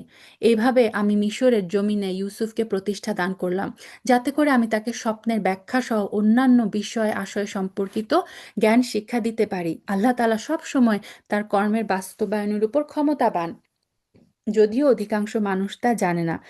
তো এই সময় মিশরের বাদশা ছিলেন, যাকে বলা হয় রাইয়ান বিল ওয়ালিদ। আর মিশরের আজিজ, যিনি ইউসুফ আলাইসাল্লামকে কিনে নিয়েছিলেন, তিনি ছিলেন মিশরের আজিজ। তিনি বলা হয় যে বাদশার খাদ্যমন্ত্রী ছিলেন, তিনি খাদ্যমন্ত্রী। তো সে যখন ইউসুফ আলাহিসাল্লামকে তুলে আনলেন, সে দেখেছিল যে মানে এরকম একটা ছেলে, ইউসুফ আলাহিসাল্লাম দেখতে অনেক সুন্দর ছিলেন, সে এরকম একটা ছেলেকে এত কম দামে পেয়ে কিনে নিয়ে আসে, এবং তার ওয়াইফকে এসে বলে যে একে খুব সম্মানজনকভাবে মানে তার প্রতিপালন করবে। সে ইউসুফ আলাহিসাল্লামের মধ্যে কিছু একটা দেখতে পেয়েছিল। আদারওয়াইজ তাকে অন্যান্য নর্মাল স্লেভ, নর্মাল দাসদের মতো কিন্তু রাখেনি, সম্মানজনকভাবে ইউসুফ আলাহিসাল্লামকে রেখেছিল। এবং আল্লাহ বলেন এটা হচ্ছে আল্লাহর প্ল্যান, যার মাধ্যমে কি ইউসুফ আলাহিসাল্লামকে তিনি মিশরে প্রতিষ্ঠা দান করবেন, এবং তিনি তাকে স্বপ্নের ব্যাখ্যা শিখাবেন। তারপর ইউসুফ আলাহিসাল্লাম যখন পূর্ণ যৌবনে উপনীত হলো, তখন আমি তাকে প্রজ্ঞা এবং জ্ঞান দান করলাম। অর্থাৎ নবী হওয়ার আগের যে জ্ঞান, বিচার ক্ষমতা, এটা আল্লাহ সুবহানাহু ওয়া তাআলা তাকে দান করলেন। এভাবেই আমি নেককার লোকদের পুরস্কার দিয়ে থাকি। একদিন এমন হলো যে সে যেই মহিলার ঘরে থাকতো, অর্থাৎ এই যে আজিজে মিসরের স্ত্রী, সে তাকে তার প্রতি অসৎ উদ্দেশ্যে আকৃষ্ট করতে চাইল, এবং এই উদ্দেশ্যে সে তার ঘরের দরজাসমূহ বন্ধ করে দিয়ে তাকে বলল, এসো। এই অশ্লীল প্রস্তাব শুনে সে বলল, আমি আল্লাহ তাআলার কাছে আশ্রয় চাই, মাআযাল্লাহ। অবশ্যই তিনি আমার রব, তিনি আমার উৎকৃষ্ট আশ্রয়। আল্লাহ তাআলা কৃতজ্ঞ জালেমদের কখনো সাফল্য দেন না। তো এইখানে আল্লাহ সুবহানাহু ওয়া তাআলা ইউসুফ আলাইহিস সালামকে আরেকটা নতুন পরীক্ষা নিলেন। প্রথম পরীক্ষা ছিল তার ভাইদের চক্রান্তের শিকার হয়ে এত অল্প বয়সে তাকে কূপে ফেলা হলো। আল্লাহ সুবহানাহু ওয়া তাআলা তাকে কূপ থেকে উদ্ধার করে নিয়ে এসে মিশরের ঘরে লালন পালন করলেন। সে যখন যৌবনে পদার্পণ করলেন, তাকে আল্লাহ সুবহানাহু ওয়া তাআলা নতুন আরেকটা পরীক্ষা নিলেন। আজিজে মিসরের স্ত্রী তার প্রতি অত্যন্ত আকৃষ্ট হয়ে যায়, এবং অসৎ উদ্দেশ্য চরিতার্থ করার জন্য সে ইউসুফ আলাহিসাল্লামকে ঘরে ডেকে সমস্ত দরজা বন্ধ করে দিয়ে যখন অশ্লীল প্রস্তাবের জন্য ডাক দেন, ইউসুফ আলাহিসাল্লাম প্রত্যাখ্যান করেন এবং বলেন যে আমি আল্লাহর আশ্রয় চাচ্ছি এটা থেকে। সেই মহিলা তার প্রতি অসৎ কাজের এরাদা করলো, সেও তার এরাদার প্রায় করেই ফেলেছিল। সেও তো, এখানে বলা হচ্ছে, মুফাসসিরগণ বলেন যে সেও হয়তো সেই প্রস্তাবে সাড়া দিয়ে ফেলতো, যদি না সে তার মালিকের নিদর্শন প্রত্যক্ষ না করতো। সো আল্লাহ সুবহানাহু ওয়া তাআলা ওই মোমেন্টে ইউসুফ আলাইহিসসালামকে একটা নিদর্শন দেখান। কি সেই নিদর্শন, আল্লাহু আলাম, আমরা জানি না। এভাবে আমি ইউসুফকে নৈতিকতার উচ্চ মানে প্রতিষ্ঠিত রাখলাম, যেন আমি তার থেকে অন্যায় এবং অশ্লীলতাপূর্ণ কাজ দূরে সরিয়ে রাখতে পারি। অবশ্যই সে ছিল আমার নিষ্ঠাদার বান্দাদের একজন। সুবহান আল্লাহ। তাআলা সুবহানাহু ওয়া তাআলা এটা তার আম, রীতি যে ইউসুফ আল্লাহ সাল্লামকে নিদর্শন দেখিয়ে তার কুকর্ম বা ইচ্ছা থেকে যেমন তিনি বাঁচিয়ে নিয়েছিলেন, সেমনিভাবে ইউসুফ আলাহ সাল্লামকে সব ধরনের খারাপ কাজ, অশ্লীলতা থেকে বিরত রাখারও তিনি ব্যবস্থা করেছিলেন। কেন? কারণ ইউসুফ আলাহ সাল্লাম ছিলেন আল্লাহ সুবহানাহু ওয়া তাআলার মনোনীত, তার বিশুদ্ধ চিত্ত বান্দাদের একজন, বান্দাদের অন্তর্ভুক্ত। অতঃপর তারা উভয় সম্পূর্ণ ভিন্ন ভিন্ন উদ্দেশ্যে দরজার দিকে দৌড়ে গেল। ইউসুফ আলাহিসাল্লাম হচ্ছে নিজেকে বাঁচানোর জন্য, পালানোর জন্য দরজার দিকে দৌড়ালো। আর আজিজে মিসরের স্ত্রী হচ্ছে ইউসুফ আলাহিসাল্লামকে পাকড়াও করার জন্য দরজার দিকে দৌড়ালো। মহিলা পিছন দিক থেকে তার জামা টেনে ছিঁড়ে ফেললো। এমত অবস্থায় তারা উভয় তার স্বামীকে দরজার পাশে দেখতে পেল। দরজার কাছে যখন পৌঁছালো তখন দেখলো হচ্ছে আজিজে মিসর, সেই সেই মহিলার স্বামী সেখানে দাঁড়ানো। তখন মহিলা কি করে, সাথে সাথে হচ্ছে ভোল পাল্টে ফেলা সমস্ত দোষ ইউসুফ আলাহ সাল্লামের উপরে চাপিয়ে দেয়। তখন মহিলাটি ইউসুফকে অভিযুক্ত করে তা বলে, কি শাস্তি হওয়া উচিত এই ব্যক্তির, যে ব্যক্তি তোমার স্ত্রীর সাথে অশ্লীল কাজের ইচ্ছা পোষণ করে? এছাড়া তার কি শাস্তি হতে পারে যে তাকে হয় জেলে পাঠাতে হবে অথবা অন্য কোনো কঠিন শাস্তি দিতে হবে? সে নিজেই আবার ইউসুফ আলাহ সাল্লামের জন্য শাস্তিও নির্ধারণ করে ফেললো। তখন ইউসুফ আলাহিসাল্লাম বলল, এই মহিলা আমাকে অশ্লীল কাজের প্রতি আকৃষ্ট করতে চেয়েছিল। আর এই সময় সেই মহিলার আপনজনদের মধ্য থেকে একজন সাক্ষী বলল, মানে ওই মহিলার ফ্যামিলি মেম্বারের একজন বলল, তদন্ত করে দেখা যাক, যদি ইউসুফের জামার সম্মুখ ভাগ ছেঁড়া হয়ে থাকে তাহলে বুঝতে হবে অভিযোগের ব্যাপারে মহিলা সত্য বলছে, সে হচ্ছে মিথ্যাবাদীদের একজন। আর যদি তার শার্ট পেছন দিক থেকে ছেঁড়া হয় তাহলে বুঝতে হবে মহিলা মিথ্যা বলছে, সে হচ্ছে সত্যবাদীদের একজন। সো ঠিকই, যদি ইউসুফ আলাহিসাল্লাম অ্যাটাক করতেন তাহলে ওই মহিলা নিজেকে বাঁচানোর জন্য কি করতেন, শার্ট সামনে থেকে ছিঁড়তেন। আর মহিলা যেহেতু অ্যাটাক করছে, সো মহিলা ইউসুফ আলাহিসাল্লামকে ধরার জন্য শার্ট পিছন থেকে টেনে ধরেছেন। তো যখন পরীক্ষা করলো তখন দেখা গেল কি, গৃহস্বামী যখন দেখলো তার জামা পিছন থেকে ছেঁড়া, তখন সে আসল ঘটনা বুঝতে পারলো এবং তার নিজের স্ত্রীকে বলল, কোনো সন্দেহ নাই এটা তোমাদের নারীদের ছলনার অংশ। সত্যি তোমাদের মতো নারীদের ছলনা বড় জঘন্য। সে ইউসুফ আলাহিসাল্লামকে বলল, হে ইউসুফ, তুমি এটা নিয়ে বাড়াবাড়ি করা ছেড়ে দাও। কারণ সে ছিল এখানকার মানে খাদ্যমন্ত্রী। সো এই ব্যাপারটা জানাজানি হয়ে গেলে তার ইমেজের তো ইফেক্ট পড়বে। সে কারণে ইউসুফ আলাহিসাল্লামকে বলল যে তুমি এটা নিয়ে বাড়াবাড়ি করো না, তুমি এটা এখানেই ছেড়ে দাও। আর হে নারী, তুমি তোমার অপরাধের জন্য আল্লাহর কাছে ক্ষমা চাও। অবশ্যই তুমি অপরাধীদের একজন। এই বিষয়টা যখন মানে আজিজে মিসর চাইলেন এই বিষয়টা চাপা পড়ে থাক তার ঘরের মধ্যে, কিন্তু এই সমস্ত ব্যাপার কি হয়, শহরে জানাজানি হয়ে গেল, ছড়িয়ে যায়। এই বিষয়টা যখন জানাজানি হয়ে যায়, শহরের অভিজাত নারীরা বলতে থাকে, আজিজের স্ত্রী তার যুবক গোলামের প্রতি আসক্ত হয়ে পড়েছে, তাকে তার গোলামের প্রেম উন্মত্ত করে দিয়েছে। আমরা তাকে দেখতে পাচ্ছি সে সুস্পষ্ট গোমরাহিতে নিমজ্জিত রয়েছে। সো এটা নিয়ে যে কানাঘোষা চলতে শুরু করে মিশরের অভিজাত যেই শ্রেণী, সেই শ্রেণীর অভিজাত শ্রেণীর নারীদের মধ্যে। এই মহিলা আজিজে মিসরের স্ত্রী যখন ওদের এই কানাকানি এবং চক্রান্তের কথা শুনলো, তখন সে ওদেরকে নিজের ঘরে ডেকে পাঠালো। সে ভাবলো, আচ্ছা তোমরা আমার বিরুদ্ধে মানে কানাঘুষা করছো, ঠিক আছে, তোমাদেরকে আমি দেখাবো রিয়েল স্টোরি কি। সে কি করলো, এই সমস্ত মহিলাদেরকে তার ঘরে দাওয়াত দিল, তাদের জন্য মাহফিলের আয়োজন করলো। রীতি অনুযায়ী সে তাদের প্রত্যেক মহিলাকে এক একটি ছুরি দিল। তখন মানে আরব দেশে এটা এখনো হয়, তারা যখন এরকম কোনো ফল পরিবেশন করে যেটা কেটে কেটে খেতে হবে, সে ফলটা আস্ত দেয় এবং হচ্ছে ফল কাটার জন্য ছুরি দেয়। তো আজিজে মিসরের স্ত্রীও এর ব্যবস্থা করলো, সে ওরকম ফল রাখলো এবং ফল কাটার জন্য প্রত্যেক মহিলাকে একটা করে ছুরি দিল। এবং সে প্ল্যান করে যখন এই মহিলারা খাবার গ্রহণ করার জন্য ছুরির ব্যবহার শুরু করলো, অর্থাৎ যারা যেই মোমেন্টে তারা ছুরি দিয়ে ফল কাটতে শুরু করলো, আজিজে মিসরের স্ত্রী ইউসুফকে বলল, এইবার তুমি এদের সামনে বেরিয়ে আসো। ইউসুফ আলাহিসাল্লাম যখন তাদের সামনে আসলেন, যখন মহিলারা তাকে দেখলো, তখন তারা তার রূপ যৌবনের মাহাত্ম্যে অভিভূত হয়ে গেল, ছুরি দিয়ে খাবার গ্রহণের পরিবর্তে নিজেদের হাত কেটে ফেললো। মানে বলা হয় যে ইউসুফ আলাহিসাল্লাম ছিলেন অত্যন্ত সুদর্শন একজন পুরুষ। রাসূল সাল্লাল্লাহু আলাইহি সাল্লাম যখন মেরাজের রাতে আসমানে ইউসুফ আলাহিসাল্লামকে দেখেছিলেন, তিনি বলেছেন এসে যে সমস্ত পৃথিবীর সৌন্দর্যের অর্ধেক দেওয়া হয়েছে ইউসুফ আলাহিসাল্লামকে। তিনি এত মানে অসাধারণ সৌন্দর্যের অধিকারী ছিলেন।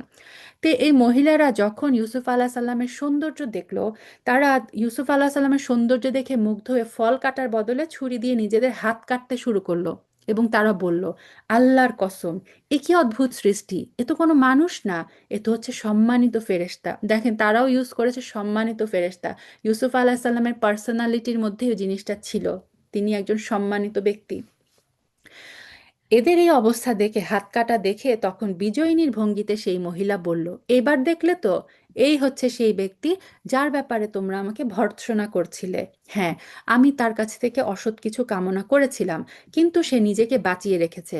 তবে আমি তাকে যা করতে আদেশ করি, সে যদি তা না করে, তাহলে অবশ্যই সে কারাগারে নিক্ষিপ্ত হবে এবং অপমানিতদের মাঝে গণ্য হবে। সো এবার সে ওপেন চ্যালেঞ্জ করলো যে ইউসুফ আলাহিসাল্লাম যদি তার কথা মেনে না নেয়, সে ইউসুফ আলাহিসাল্লামকে কি করবে?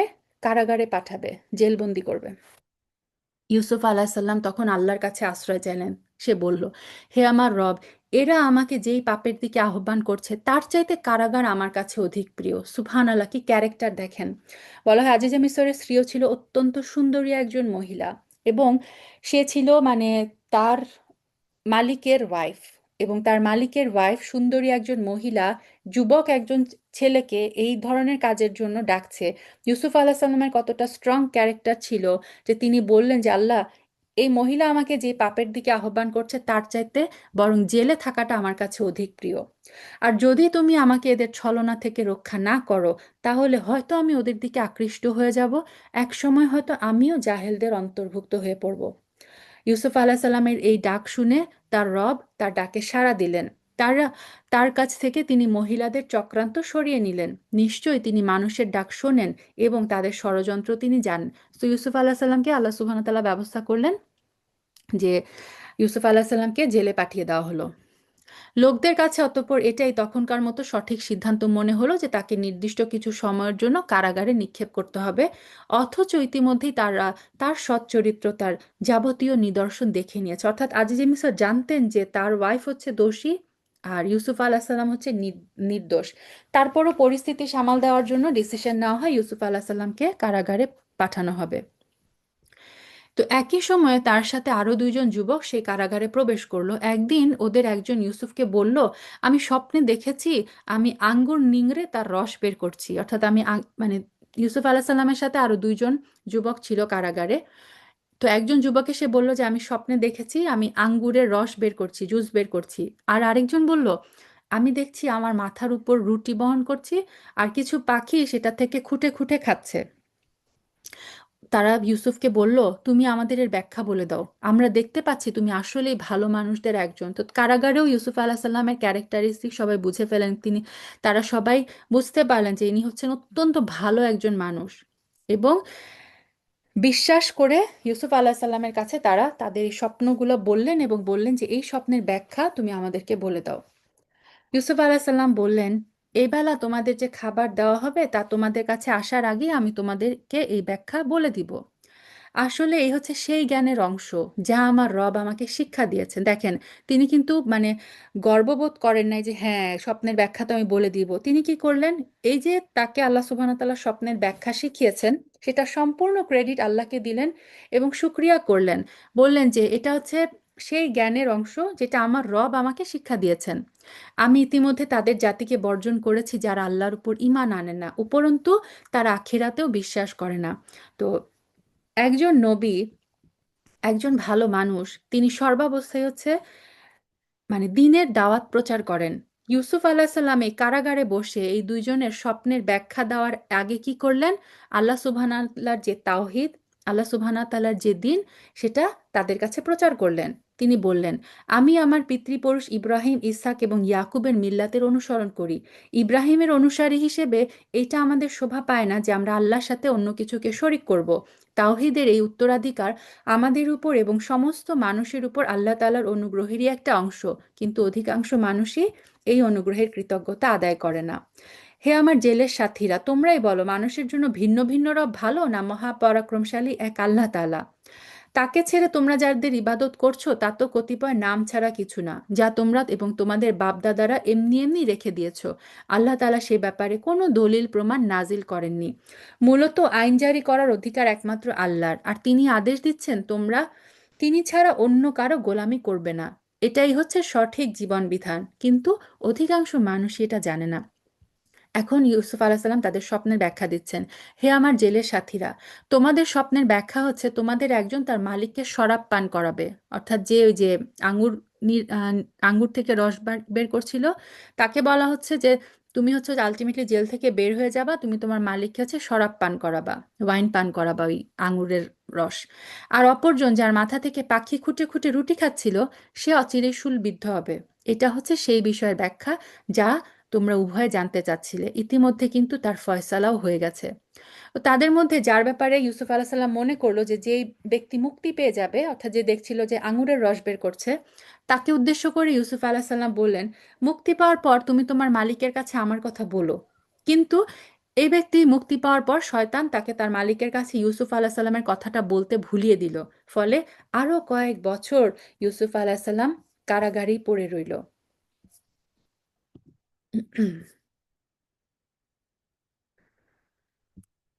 আচ্ছা,